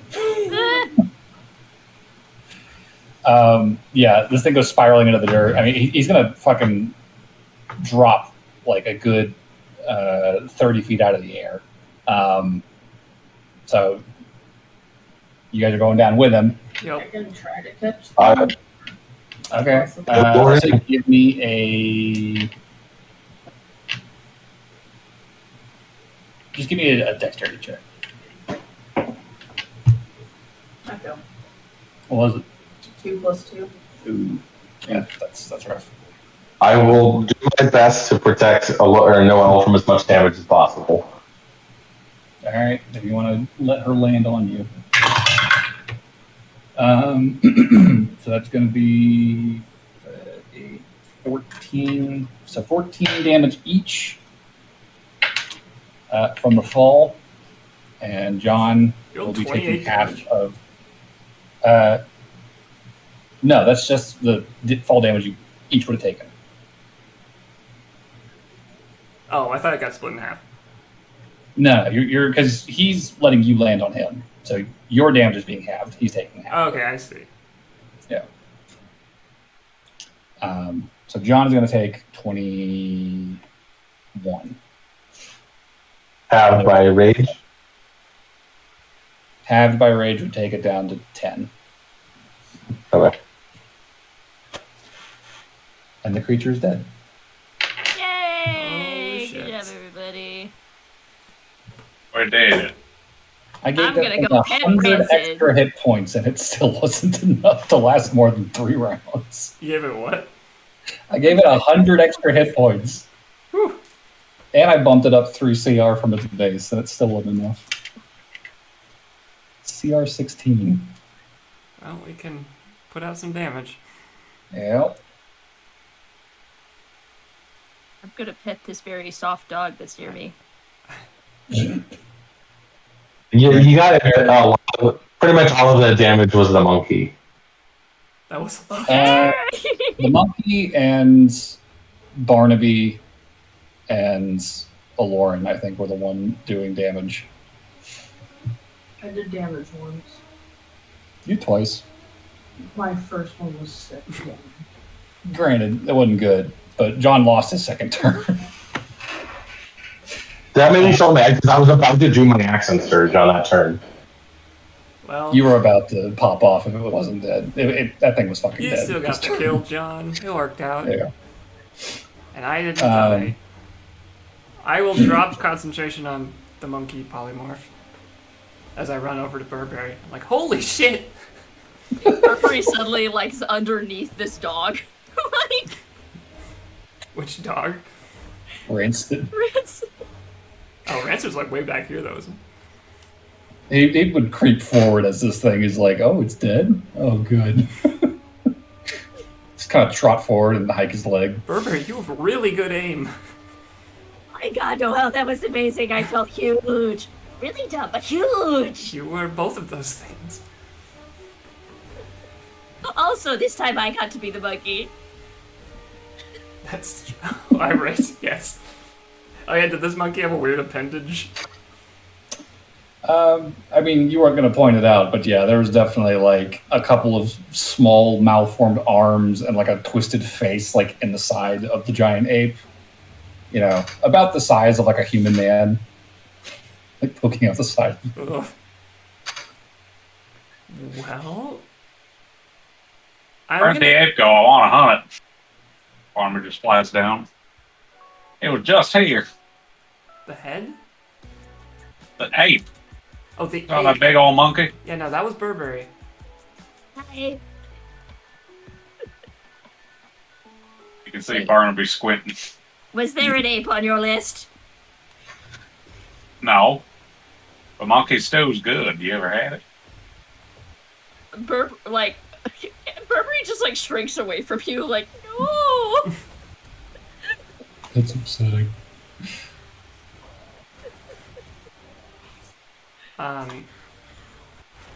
Noel's gonna cast Sending to... Oh god, does anyone remember any of the guys in town we met? Yeah, I have. I wrote it down. As I accidentally closed my character sheet. I will hunt. Esther the Hermit. Met Hop. No, unfortunately. Aldo, No. Jean.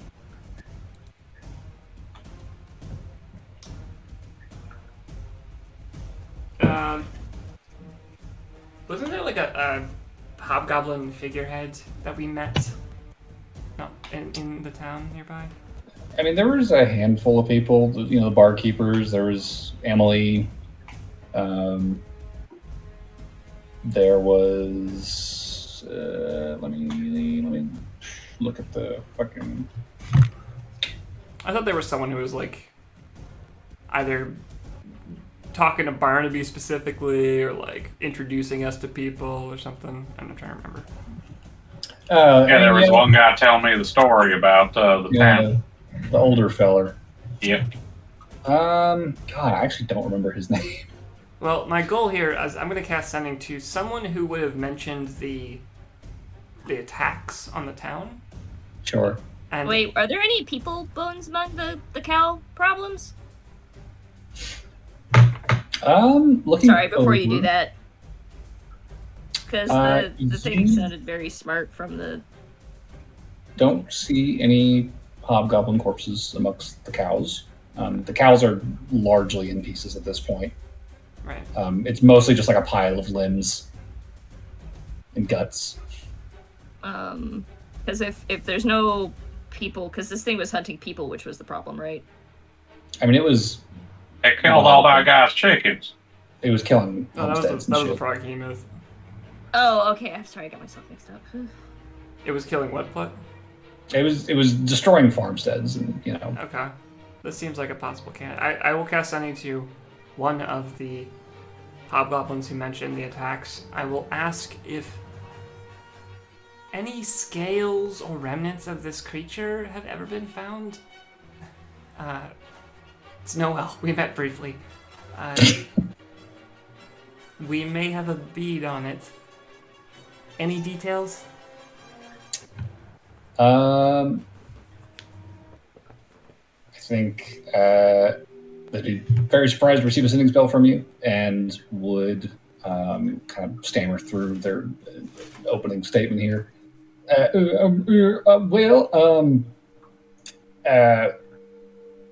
Fancy. No, we've seen a big, dragon-shaped thing in the dark, at night, spitting fire, destroying shit. Pardon my language. If you got a beat on it, best of luck. Wouldn't wish a fight like that on my worst enemy. Okay. I mean, no confirmation, but this could very well have been it. This thing certainly could blast fire. Well, you killed it? Oh, what? How are you still on the line? Oh, hello? Hang up. I'm sorry. Wrong number.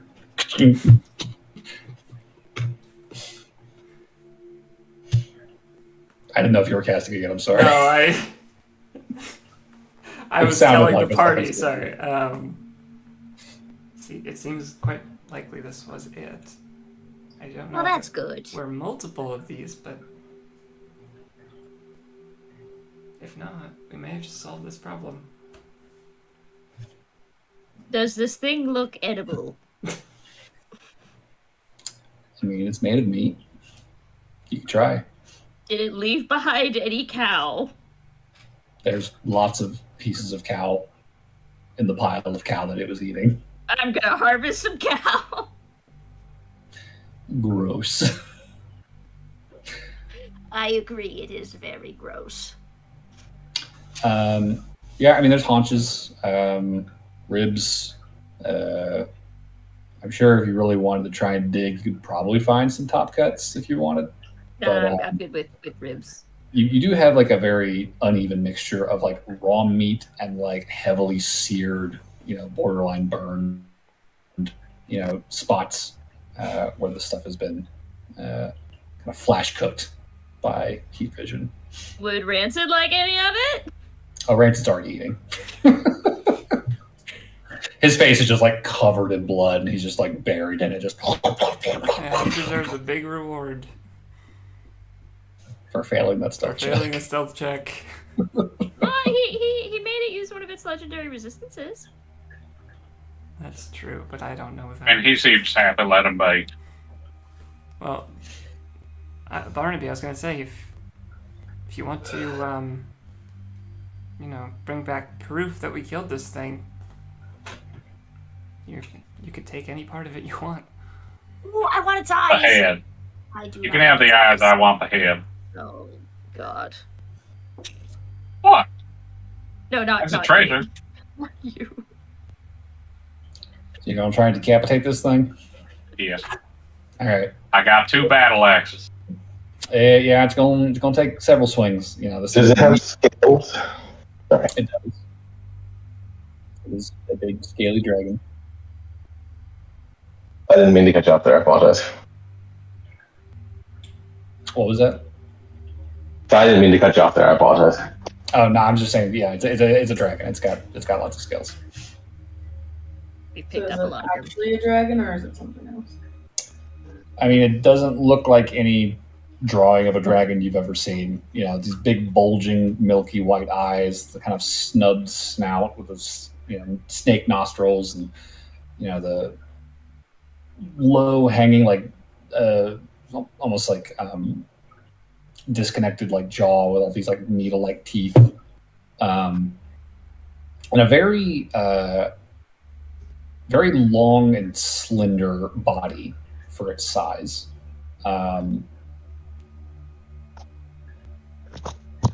There's definitely a very uncanny quality to this creature.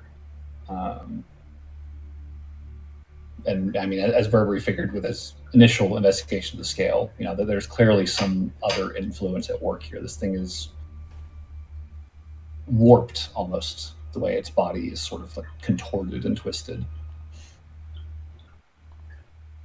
Can I try to skin part of the dragon? Yeah, sure. I'd like to collect scales and claws if possible. Okay, yeah. I'll join John in the scale collecting because they're cool. Also, if it's possible, I wanted to check to see if in the throat area there's like a sac or something that helps it breathe fire, if that was magic. I mean, it was laserizing. Yeah, it was laser eyes. I thought it breathed fire. Was it eyeballs that were shooting? It was laser vision out of his eyeballs. Oh. Remember the Cyclops joke? No, I knew he had laser eye, but the laser eyes, I thought he breathed fire as well. He did That's not breathe just fire him. during the fight. Okay, then yeah, never mind the sac thing. Okay. Yeah, I mean, you guys can harvest claws, scales, decapitate it. I'll warn you that the head is, big,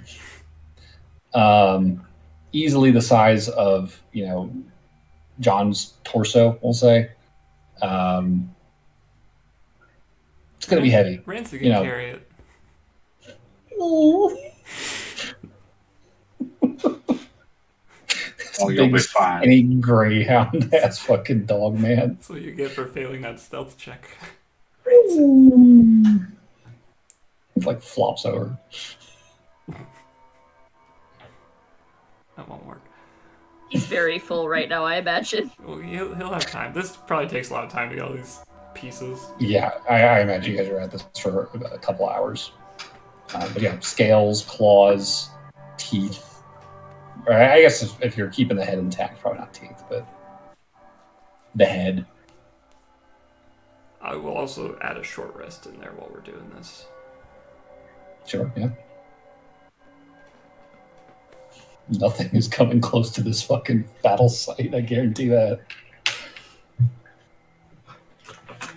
Except for lots of flies.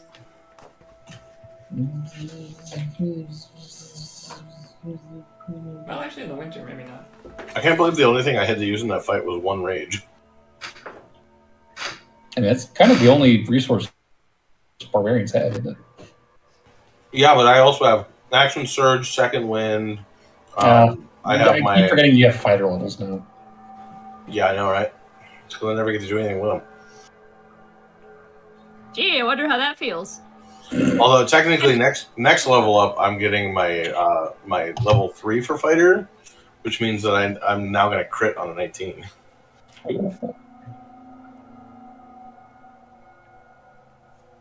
Unless I go with Rune Knight. Okay, I'm back up to pretty much full now.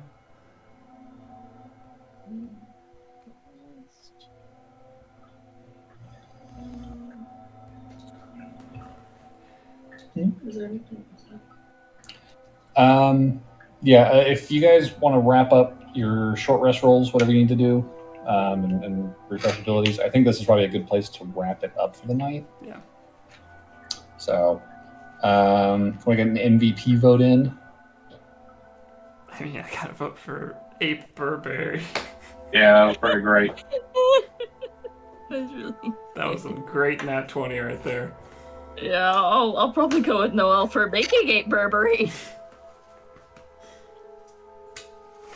I'm just excited. I very rarely get to have clutch rolls. I mean, I guess that's kind of the crux of it, but, still. Right. That's cool. 50 fucking damage on a rock. Big It Rock was is big. good.